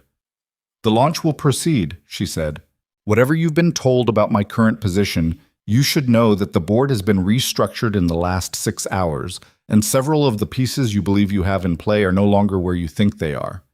She looked at him directly. I'd recommend not pressing the regulatory position further. The documentation I have reaches further than the judge. She moved toward the door. Marsh, he said. She stopped. Whoever it is, he said, be careful. She opened the door and walked back into the noise of the main room. Ethan was standing 12 feet away. He was holding a glass he wasn't drinking from and talking to a man she didn't recognize. And he saw her the moment she came through the door because he had clearly been watching the door since he arrived. His expression did the thing it had done at the gala. The 3-stage shift, confusion to recognition to something else. But the something else this time was not contempt. It was fear. She crossed the room toward him. The man he had been talking to read the direction of her movement and made the quiet disappearance of someone with professional social instincts. And then it was just the two of them in the noise of the room, with 12 inches of air between them. You need to leave, she said. Elena? Now, Ethan, get your coat, walk to your car, and drive home. I told Fosse you weren't working for Vance, he said. His voice was low and urgent, pitched under the ambient noise of the room. Like you said, I told him. I know what you told him. She looked at him, and she saw, under the fear, something she had not expected and did not entirely know what to do with. The specific look of a man who has understood, too late and too completely, the full shape of the damage he has done and is not flinching from it. Not making excuses, just holding it. That's not what matters right now. Then what matters? She looked at him for one full second. I need to know, she said, if Cole contacted you in the last 3 weeks, outside of any channel I arranged. The question landed on his face like a stone on water, and she watched the ripples, and she read them. Once, he said, about 3 weeks ago. He called me on my personal number. He said he was reaching out to make sure He said he was concerned about my proximity to Kane's network. He asked me to keep him informed if anyone connected to Kane made contact with me. And did you, Elena said, keep him informed? Ethan's jaw tightened. He said it was to protect you, he said. He said if I saw anything that looked like it was moving toward... He stopped. He looked at her face and he stopped.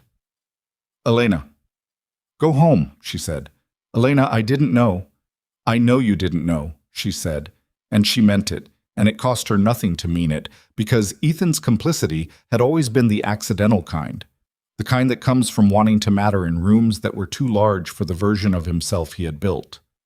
He had been used the same way a door is used, not for itself, but for the room it opens into. Go home. Don't contact Cole. Don't contact anyone from the last 3 weeks. I'll be in touch when this is finished. She turned away from him. Her phone, the personal device, the one in her jacket pocket, was vibrating. Cole. She stood in the middle of the room with 50 people moving around her and the ambient noise pressing in from all sides and the phone vibrating against her ribs. And she looked at the far wall for 3 seconds and she made a decision. She answered. Where are you? Cole said. His voice was normal, professionally warm, the voice of a man who was waiting for an update. I'm at the summit, she said. Kane and I have spoken. And? And I know about the leak, she said. I know where it came from. A pause. 1 second. The pause of a man recalibrating. That's good, Cole said. That's very good. What do you need? She looked at the door Kane had walked her through. She thought about 11 years. She thought about a component sourced in the middle of the night by a woman who owed her a favor. She had spent 3 years leaving uncollected, and she thought about the specific care with which she had preserved that favor. And she understood now that somewhere in the 3 years she had been preparing for this, Someone standing beside her had been preparing for something else entirely. "I need you to meet me at the hangar," she said. 2 hours. "Of course," he said. "I'll be there." She ended the call. She stood in the noise of the room, and she breathed once, slowly, and she felt the specific cold clarity that arrives not when a problem becomes simpler, but when it becomes fully visible. When the shape of the thing you are fighting finally shows itself completely, and you understand that the fight you prepared for and the fight you are actually in are not the same fight, and you have 2 hours and 21 hours of launch window and exactly no margin for anything that is not precisely, lethally correct. The room moved around her. She stood in the center of it, and she did not move. And she began, in the quiet that exists beneath noise when a person is operating at the very edge of what they are capable of, to rebuild the board from the beginning. She drove back to the hangar alone and fast. Not recklessly. Elena did not do reckless, had trained herself out of it in her late 20s when she had understood that reckless was just another word for unprepared, but with the specific controlled aggression of someone who needs to cover distance quickly and cannot afford the kind of attention that comes from covering it too quickly. The highway was thin at this hour, mostly trucks and the occasional late commuter, and she moved between them with her hands steady on the wheel and her mind running at a speed that had nothing to do with the speedometer. She had 90 minutes before Cole arrived. She needed to use them. The first call she made was to Garrett, on a number Cole did not have. "Where are you?" she said. "Still at the secondary location," Garrett said. He sounded tired. Good tired. The tired of someone who has been working rather than waiting. Lynn finished the final verification at 10:40. Integration is holding. "Listen to me carefully," Elena said. "In the next 2 hours, you may receive a call from Cole. Do not answer it. Do not respond to any message from him on any channel. If he shows up in person, you and Lynn leave immediately through the east access and go to the address I'm going to text you in the next 10 minutes. A pause. Short and professional. Garrett was not the kind of person who needed a situation explained to him twice or who demanded explanations before complying when the person giving the instruction had earned the compliance. "Understood," he said. The integration stays on track," she said. "That doesn't change. Nothing about Aquila 7 changes. Only the personnel perimeter changes." "Understood," he said again. She ended the call and texted the address, a location she had never used for anything, registered to a name that had no connection to any identity in her operational history, and then she called the one other person she needed. Patricia Sohn answered on the third ring, which meant she had been awake, which meant she had been waiting. "There's a problem," Elena said. "I know," Sohn said. "Someone called my supervisor this afternoon, asking about the Kestrel inventory transfer. I didn't say anything, but—" "You don't need to say anything. The component is already integrated. What I need you to do now is simple. Go stay somewhere that isn't your home tonight. Not a hotel in your name, someone you trust. Don't take your work phone." A silence that carried the specific weight of a person calculating the distance between where they are and where this has taken them. "You told me my name wouldn't appear anywhere," Sohn said. Her voice was not accusatory. It was the voice of someone who has been careful all their life and is now discovering the limits of care. "It didn't appear anywhere I put it," Elena said. "Someone else found it. That's on me, and I'm sorry for it, and I'm going to deal with it. But right now I need you somewhere safe." Another silence. Then, "Okay," Sohn said. "Okay." She hung up. 67 minutes to the hangar. Tab. She got there in 54. The hangar was exactly as she had left it. The screen still running, the technical detritus of 40 hours of work still spread across the tables, the single yellow bulb above the side door doing its inadequate job against the dark. She went inside and stood in the center of the room and looked at everything Cole had touched in the last 2 days, and she began to inventory it. Not the equipment, the information.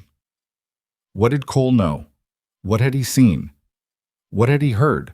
What had he been in the room for? All of it, she thought. He had been in the room for all of it, because she had trusted him with all of it, because she had worked beside him for 11 years and had never once found a reason to close a door between them. She went back through the decisions she had made in his presence, and she looked at each one and she asked herself, which of these can Kane still use? Which of these, if Cole had reported them in real time, had already been used? Which of these was the reason Kane had been so far ahead on the regulatory angle, on the Marsh identity, on Sohn? She sat down. All of it. The answer was all of it. Kane had not been brilliant, he had been informed. The distinction mattered because it changed the shape of what she was dealing with. Not a superior opponent, but a comprehensively briefed one, which was different, which meant there were things he did not know, things that had not passed through Cole, things she had done in the margins of the operation that she had not reported back to the hangar. The Cassin conversation. The specific closure protocol she had outlined for Cassin in the parking lot. The address she had just texted Garrett. These were in the margins, and the margins were where she had room to work. She had 43 minutes.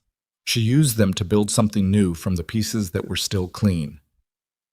Awesome. Cole arrived at 12:08, 8 minutes after the agreed time, which was not like him. Cole was punctual to a degree that had always bordered on the compulsive, and 8 minutes late on a night when the stakes were this high told her that something had happened between her call and his arrival that had required him to adjust. He came in through the side door, and she was already standing, positioned with the table between them, her hands visible, her posture the careful neutral of someone who has made a decision and is no longer moving toward it. He looked at her face, and he stopped. 3 feet inside the door.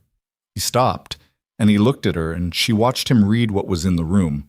Not the equipment, not the screens, but the specific quality of her stillness, which was different from the stillness she used when she was thinking. "You know," he said. Not a question. "Yes," she said. Cole closed the door behind him. He moved to the edge of the table and set his keys down on it. A deliberate, slow movement, the movement of a man removing the appearance of threat. And he looked at her across the width of the table with the eyes of someone who has been carrying a weight for a very long time and is now, at last, putting it down. "How long have you known?" he said. "Since the summit," she said.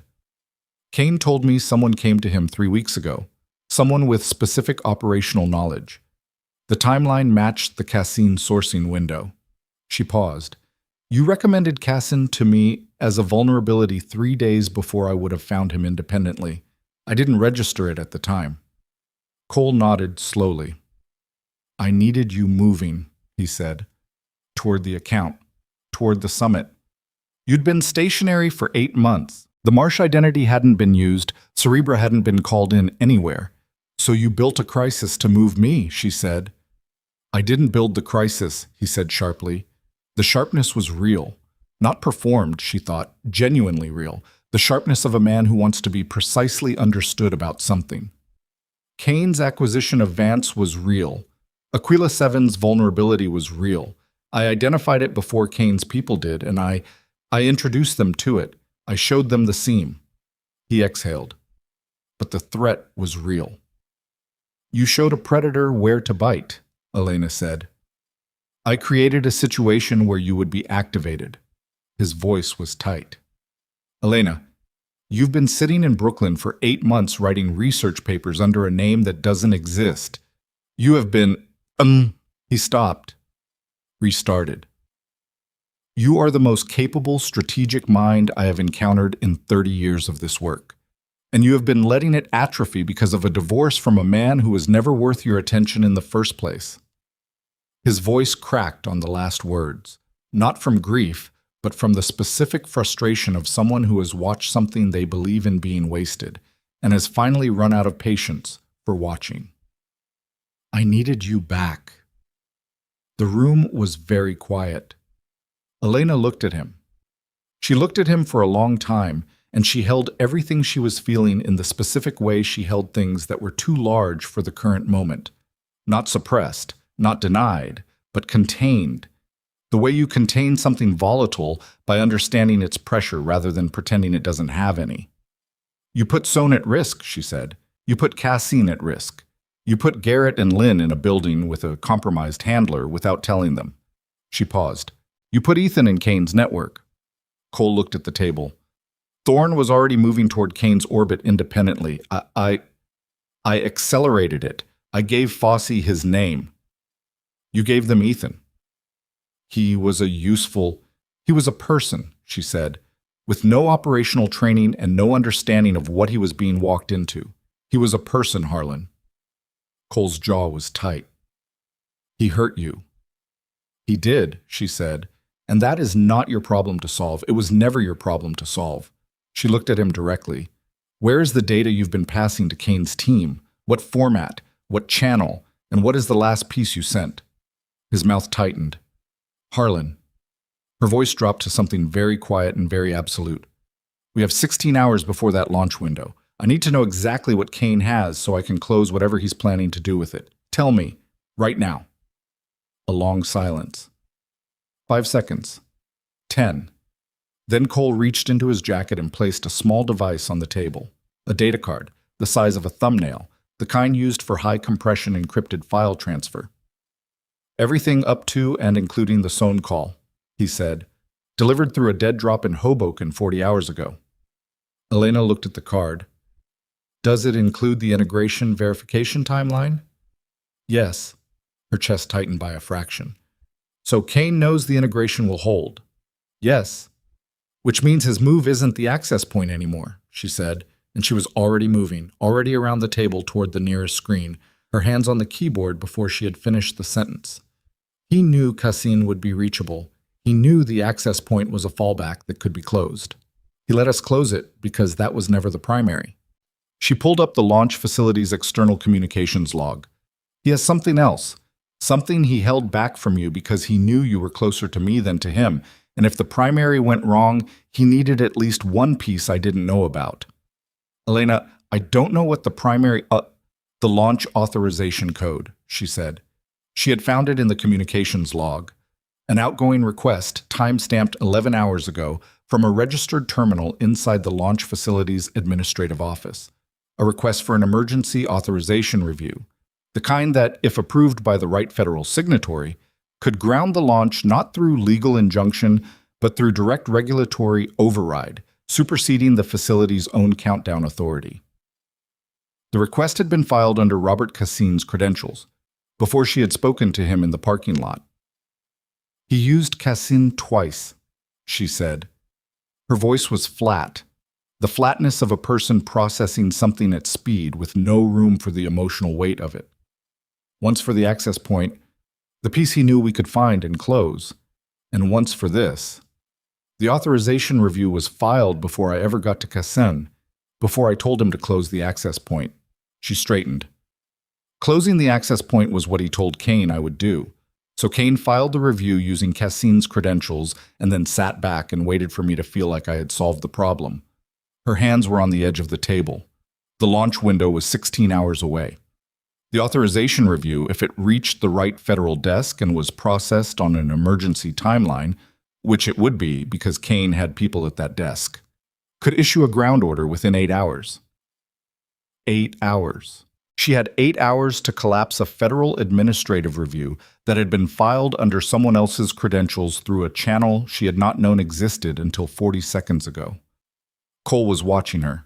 His face had the look of a man who has done something he cannot undo and knows it and is not trying to escape the knowledge of it. What do you need from me? He said. She looked at him. Nothing, she said. You're done. Elena, you are done, she said. You are going to sit in that chair, and you are not going to contact anyone until this is finished. Not Kane, not anyone on his network, not anyone on ours. When this is over, you are going to answer every question a federal debrief puts to you completely and without omission. She turned back to the screen. But right now, you are going to sit down and be quiet, because I have 8 hours, and I cannot spend any more of them on you. He sat down. She started working. The first 40 minutes were the worst. Not because the problem was unsolvable. She had looked at problems that were actually unsolvable, and this was not one of them. It was merely one that required moving through several layers of institutional inertia at a speed those institutions were not designed to accommodate. The worst part was the specific quality of focus required to move at that speed while carrying the knowledge of Cole's betrayal in the back of her mind without letting it leak into the forward motion. She was doing two things simultaneously that human beings are not well designed to do simultaneously, solving a precise, high-stakes technical and institutional problem and grieving. Not dramatically, quietly. The way things grieve that have no time for grief. 11 years. She pushed it back and kept working. She reached the federal agency's emergency review desk through a contact she had developed 3 years ago and never used, a senior administrator named Weston, who owed her nothing except the memory of a conversation in which she had given him accurate information that had saved him from a professionally catastrophic decision. She did not frame it as a favor owed. She framed it as a factual situation. The authorization review filed under Cassin's credentials was filed without Cassin's knowledge or consent, which made it fraudulent, which made any action taken on its basis legally actionable, which was something the agency would want to be ahead of rather than behind. Weston listened. He asked 2 questions. She answered them. At 1:53 in the morning, he told her the review had been flagged as pending verification and would not proceed to the authorization desk until the credential issue was resolved. It was not a close. It was a pause, but a pause was enough. She moved to the next piece. Anna. She called Kane at 2:07. He answered immediately, which told her he had not been sleeping. She had not expected him to be sleeping. The authorization review has been flagged, she said. You have maybe 4 hours before it's formally voided. Whatever you're planning to do with those 4 hours, I need you to know something first. I'm listening, he said. His voice was the voice of a man who is genuinely listening, which she respected, because it was a thing few people did and Kane actually did it. The documentation I have on your regulatory network is not limited to the judge, she said. I have the full correspondence chain going back 14 months. I have the financial instruments. I have the meeting records. She paused.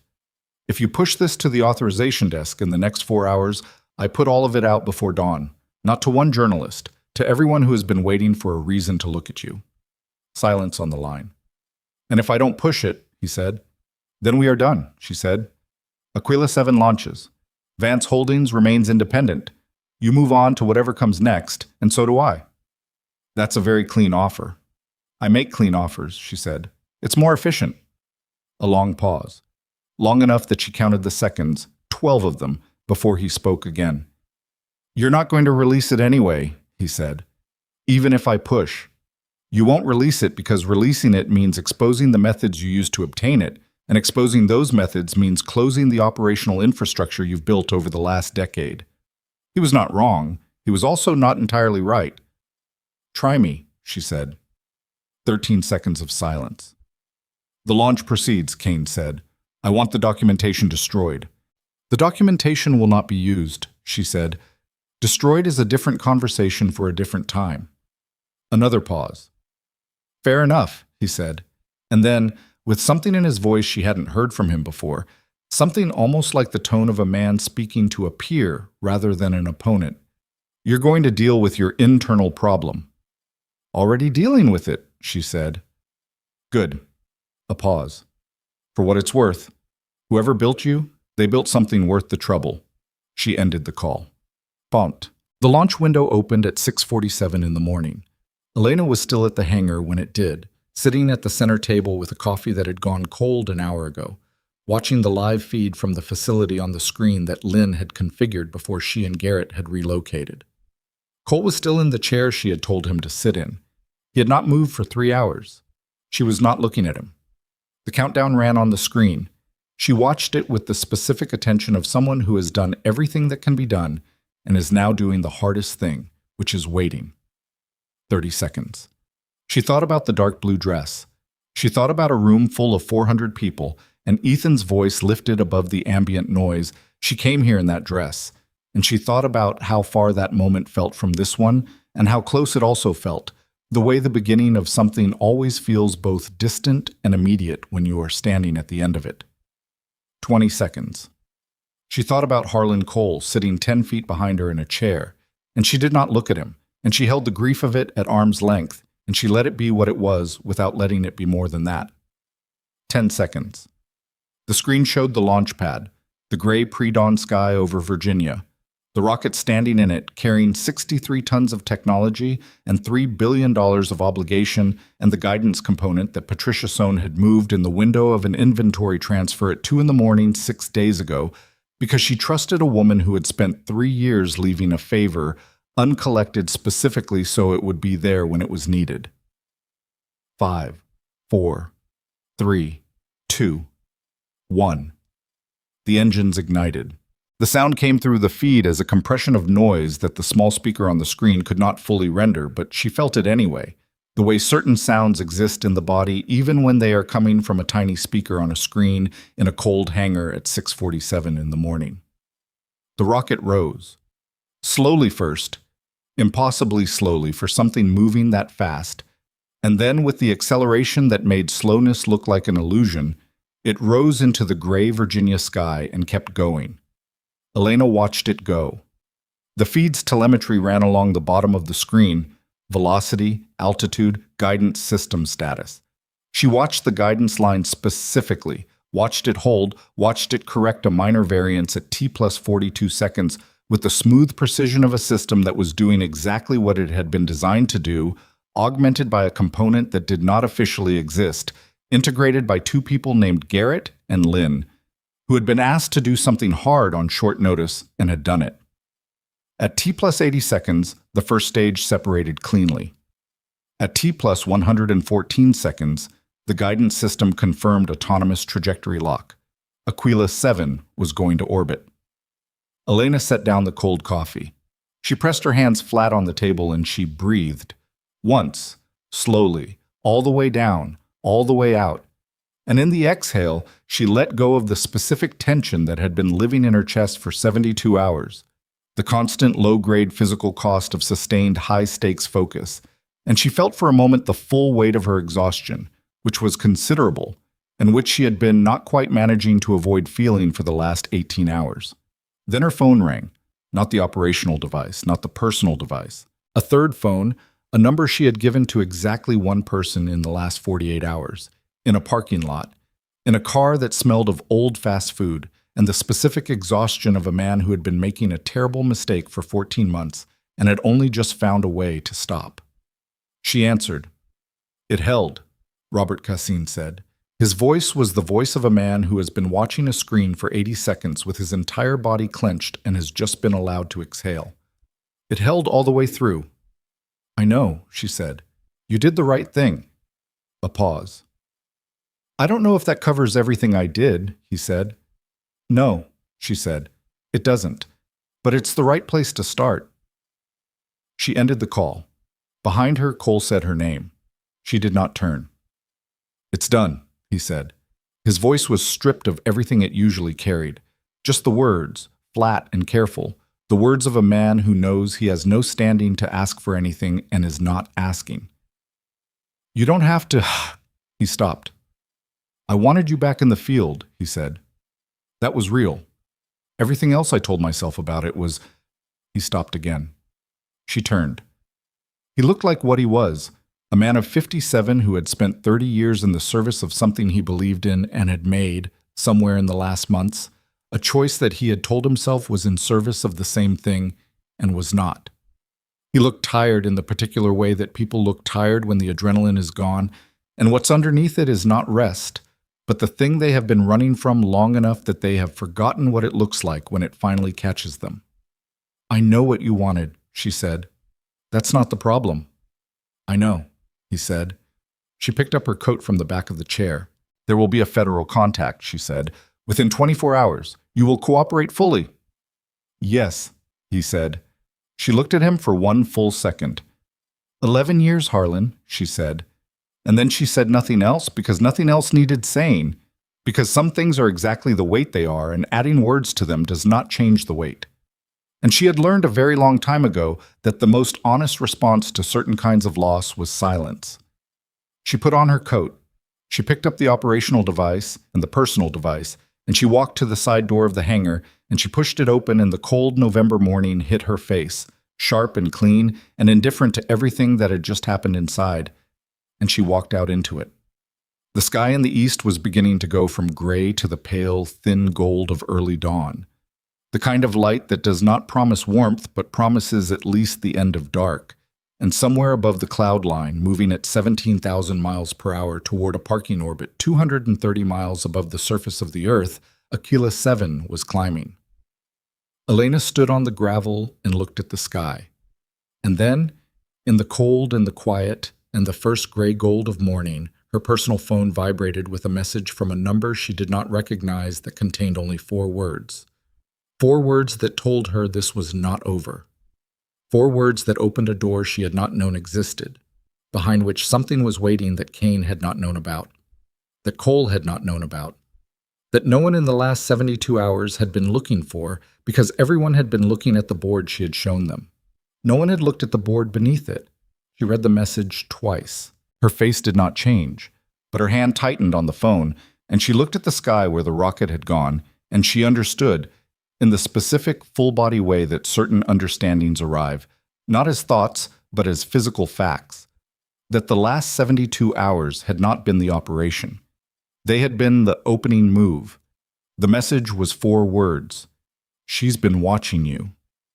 Elena stood on the gravel outside the hangar and read it twice, and then looked at the sky where the dawn was coming in cold and pale over the tree line, and she stood very still for 6 seconds and did not think about the message yet. She let it sit in her hand the way you let something hot sit before you decide what to do with it. 6 seconds was enough. Then she thought about it. She, not he, not they. A specific gender, which meant the sender knew enough to be specific, which meant they were close enough to the situation to have that specificity. Been watching, continuous, ongoing, not a single event. You, Elena, not Cerebra, not Marsh, not any operational identity. The personal pronoun aimed at the person beneath all the names. She looked at the number. Unregistered. Burner or routed, she couldn't tell which from the number alone. But the fact that it had reached her on the personal device, the device registered to Elena Voss, the device whose number she had not changed after the divorce, told her that the sender was working from the personal layer, not the operational one. Someone who knew Elena Voss, not Cerebra. She thought about who had access to both. The list was short. She went back inside. But Cole was still in the chair. He looked up when she came in, and she held the phone out so he could see the screen, and she watched his face. He read the message. His expression did not change in any dramatic way. It did the thing faces do when the thing they are reading confirms something they had already been afraid of, rather than introducing something new. A settling. A weight increasing rather than arriving. "Skylar," he said. Elena looked at him. "I should have told you sooner," he said, "when I first suspected. But He stopped. He looked at his hands in his lap. "I didn't want it to be true. Skylar has been—" He exhaled slowly. "She has been building something independent of her father for the last 2 years. A network of her own. I noticed the edges of it 8 months ago, and I told myself it was normal. A young woman with ambition, learning the landscape, making connections." He paused. "It wasn't normal." "What is it?" Elena said. "She identified you," Cole said. "Not as Cerebra. She didn't have that connection until recently. She identified Elena Voss as someone her father trusted at a level that didn't match the public profile. She started watching you 8 months ago." He looked up. "She's the one who connected Marsh to Cerebra, not through me. Through her own research, she is—" He paused again. "She is very good, Elena. Better than I wanted to admit, because admitting it meant admitting I hadn't seen it." Elena stood in the middle of the room with this information, and she arranged it against everything else she had built over the last 72 hours, and she saw the shape it made. Skylar Vance, 29 years old. The woman in the red dress who had laughed at Ethan's jokes and taken his arm, and who had given Ethan the operational phone number that Ethan believed came from her father's files. It had not come from her father's files. Alexander Vance did not have that number. Skylar had obtained it herself from a channel Elena had not traced and had fed it to Ethan as a vector, not to protect Ethan, not to protect her father, but to create a point of contact between Elena and a man who was frightened and therefore unpredictable, and therefore, in the hands of someone skilled enough to use unpredictability as a tool, useful. She used Ethan, Elena said, not as a question. As a disruptor, Cole said. She needed you destabilized at the personal level while the operational pressure was coming from Kane's direction, a two-front approach. She set Kane up as the primary threat so you would focus there, and she used Ethan as the noise that kept your emotional perimeter from being fully closed. Elena thought about 5:30 in the morning. Ethan's voice on the phone, raw and frightened. "I think I'm in trouble." She had thought she was reading him clearly. She had thought the fear was genuine. The fear was genuine. Ethan's fear was always genuine because Ethan did not have the capacity for that kind of calculated performance. But someone had known how to aim genuine fear in the right direction. "What does she want?" Elena said. Cole was quiet for a moment. "I think," he said carefully, "she wants what you have, not your identity, not Cerebra specifically, the infrastructure, the methodology. She has her father's money and her own intelligence, and she has spent 2 years building towards something, and the piece she doesn't have is the kind of operational depth that takes decades to build." He looked at her. "I think she wants you." "As what?" "A partner," Cole said, "or a teacher, or both." Elena looked at the message on her phone one more time, then she made a call. Skylar Vance answered before the first ring completed, which meant she had been holding the phone. "Good morning," Elena said. A brief pause. The pause of someone recalibrating quickly. "You got my message," Skylar said. Her voice was different from the voice Elena had heard at the gala. The social performance was absent, and what was underneath it was younger and sharper and more direct. The voice of someone who had been waiting to stop performing and was now, finally, not performing. "I wasn't sure the number would still reach you." "It was a good message," Elena said. 4 words, no excess. "I thought about 3, Skylar said, but 3 felt cryptic for the sake of it. Where are you?" "The city, my apartment." A pause. "I'm alone." "I know you're alone," Elena said. "Stay there. I'll be there in an hour." Another pause. Longer, textured. The pause of someone who had planned for a number of responses to this call and was discovering that the actual response did not match any of them. "You're not—" She stopped. "I expected you to be angry." "I am," Elena said. "Stay there." Itab. She left Cole in the hangar with instructions that had the clarity of things said when there is no longer any energy available for softening. The federal contact would come. He would be there when it did. He would not leave the premises until it had. He said yes. She believed him. Not because she trusted him. That word had become inaccessible, at least for now. But because she understood him, and understanding was sometimes enough to predict behavior even when trust was gone. Cole had made his choice for reasons he had told himself were about her and were actually about his own need to feel that the work he had built his life around still had a center. He would cooperate because cooperation was the last thing he could do that aligned with the version of himself he wanted to remain.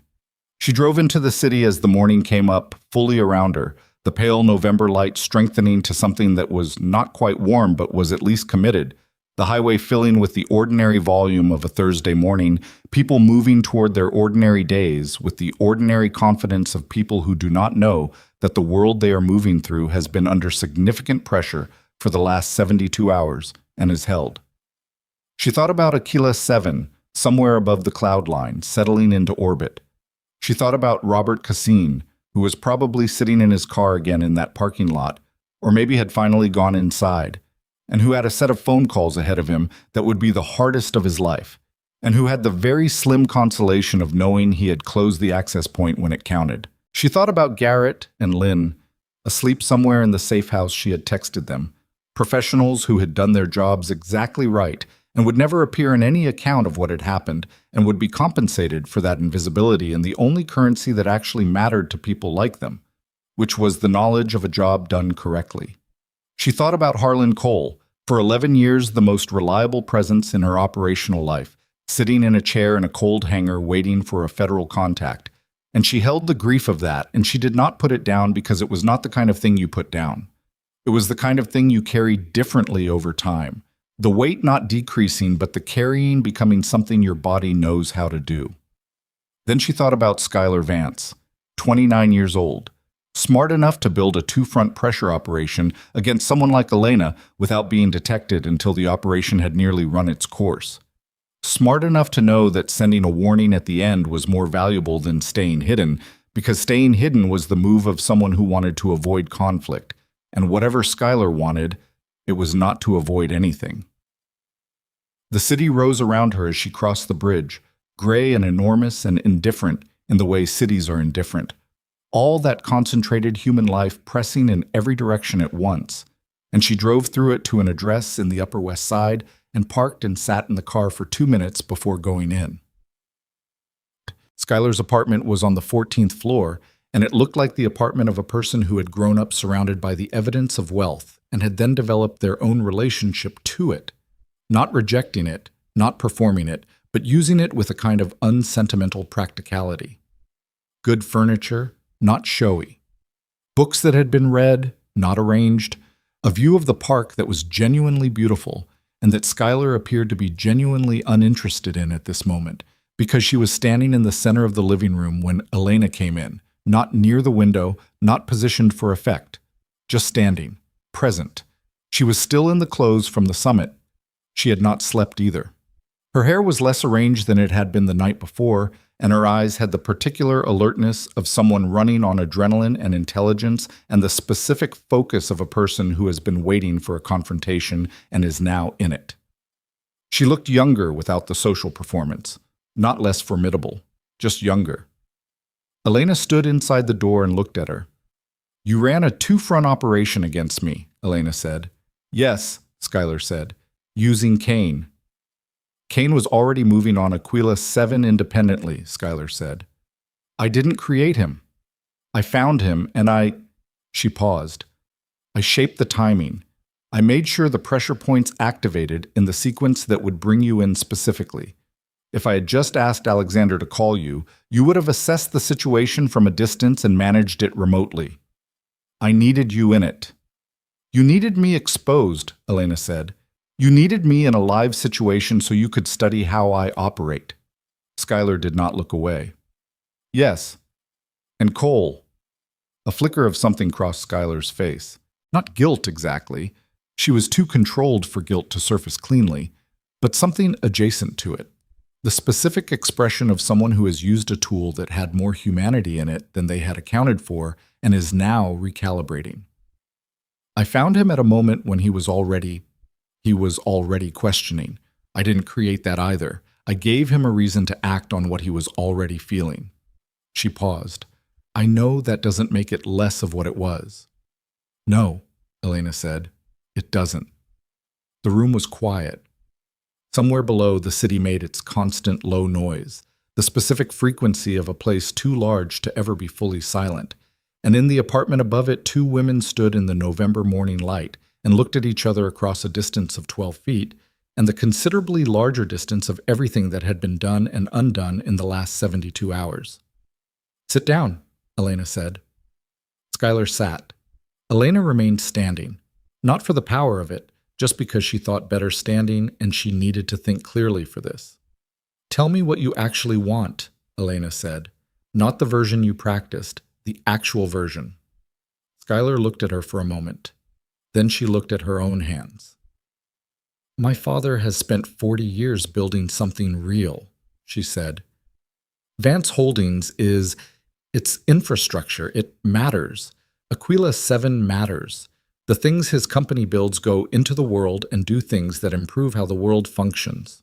She looked up, and for 40 years he has been protected from the people who want to take it apart by a combination of his own intelligence and luck and the occasional intervention of people like you. She paused. "The luck is going to run out. The interventions are... You showed up this time. The next time there may not be a you to show up." "So you want to build a you?" Elena said. "I want to build a capacity," Skylar said. "Permanent, structural, not dependent on one person or one relationship. A function that exists independent of any individual." She held Elena's gaze. "And I want to learn from the person who understands that function better than anyone I have found." Elena looked at her for a long time. She was thinking about what it had felt like to watch Skylar at the gala. The red dress, the practiced laugh, the hand on Ethan's arm, and to have read it as the surface it was presenting. She was thinking about how long Skylar had been building something under that surface, how long she had been watching, and she was thinking about what it costs to maintain that kind of patience and concealment for 2 years without the training she herself had taken a decade to develop.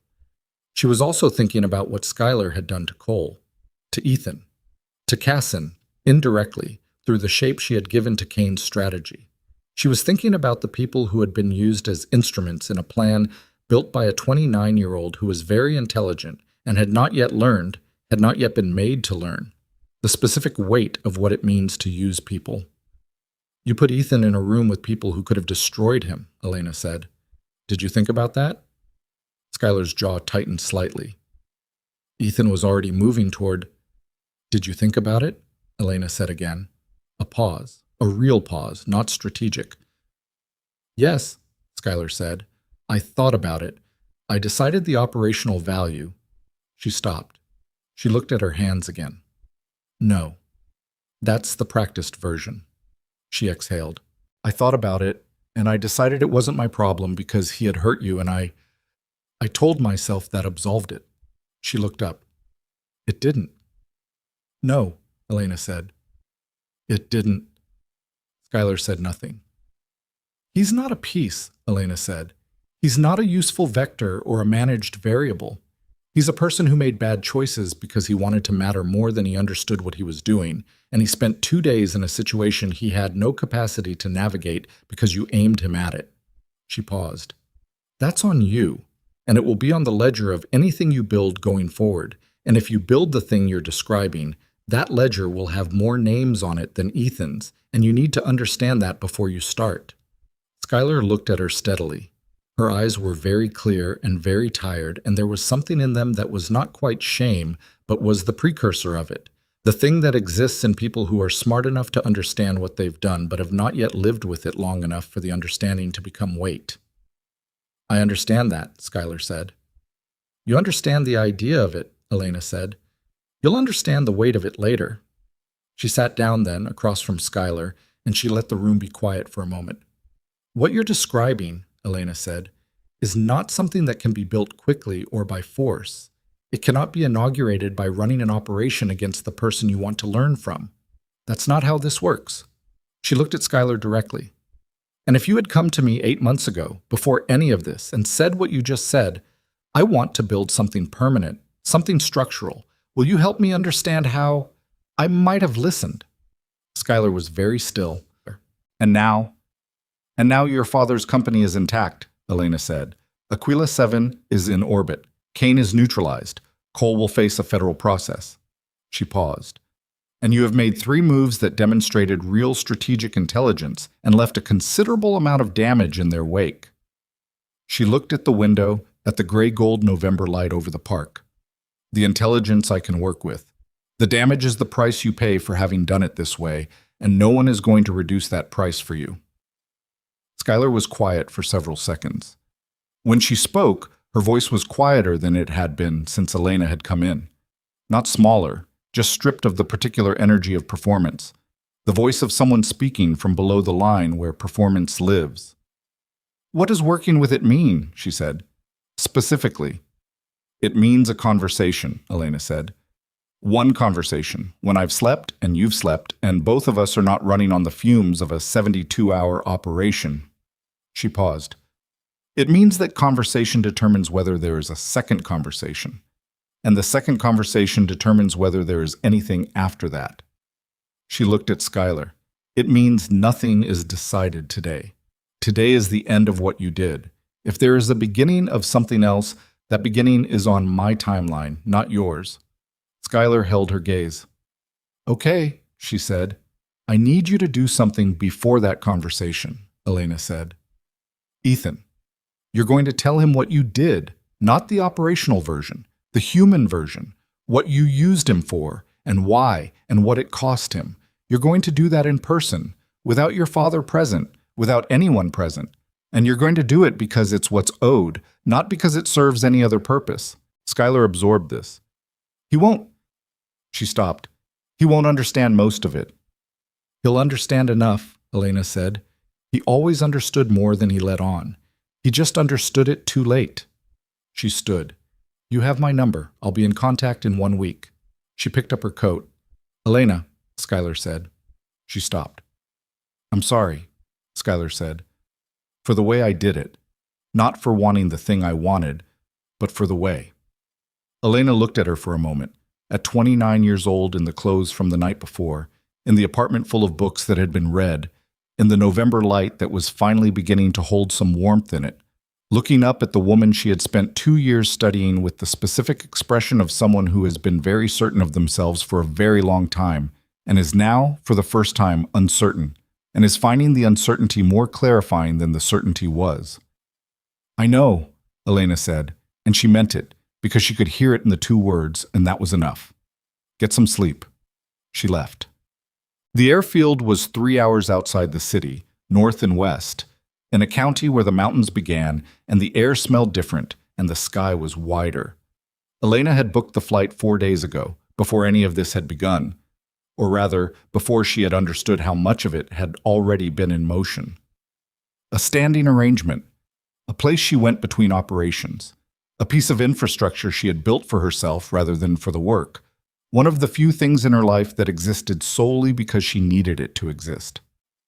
She drove out in the early afternoon. The highway became smaller roads, and the city fell away behind her, and the mountains came up slowly on the horizon, pale and blue-gray in the November light, and she drove through the middle distance between where she had been and where she was going, and she let the landscape do what landscape does when a person has been inside high walls for too long. It opened, and she breathed into the opening. She stopped once, at a gas station that was also a diner, and she ate something she did not taste but that was hot and present, and those remained the only qualities that mattered.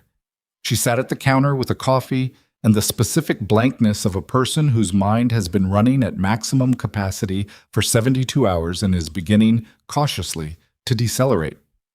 She thought about Ethan. Not in the operational sense. He was outside the operational frame now, had been for most of the last day. She thought about him the way you think about someone when the crisis is over and the space it occupied begins to fill with what was under it. She thought about this gala, about the dark blue dress, about his voice doing the performance of contempt, and she thought about his voice at 5:30 in the morning, stripped of the performance and just frightened.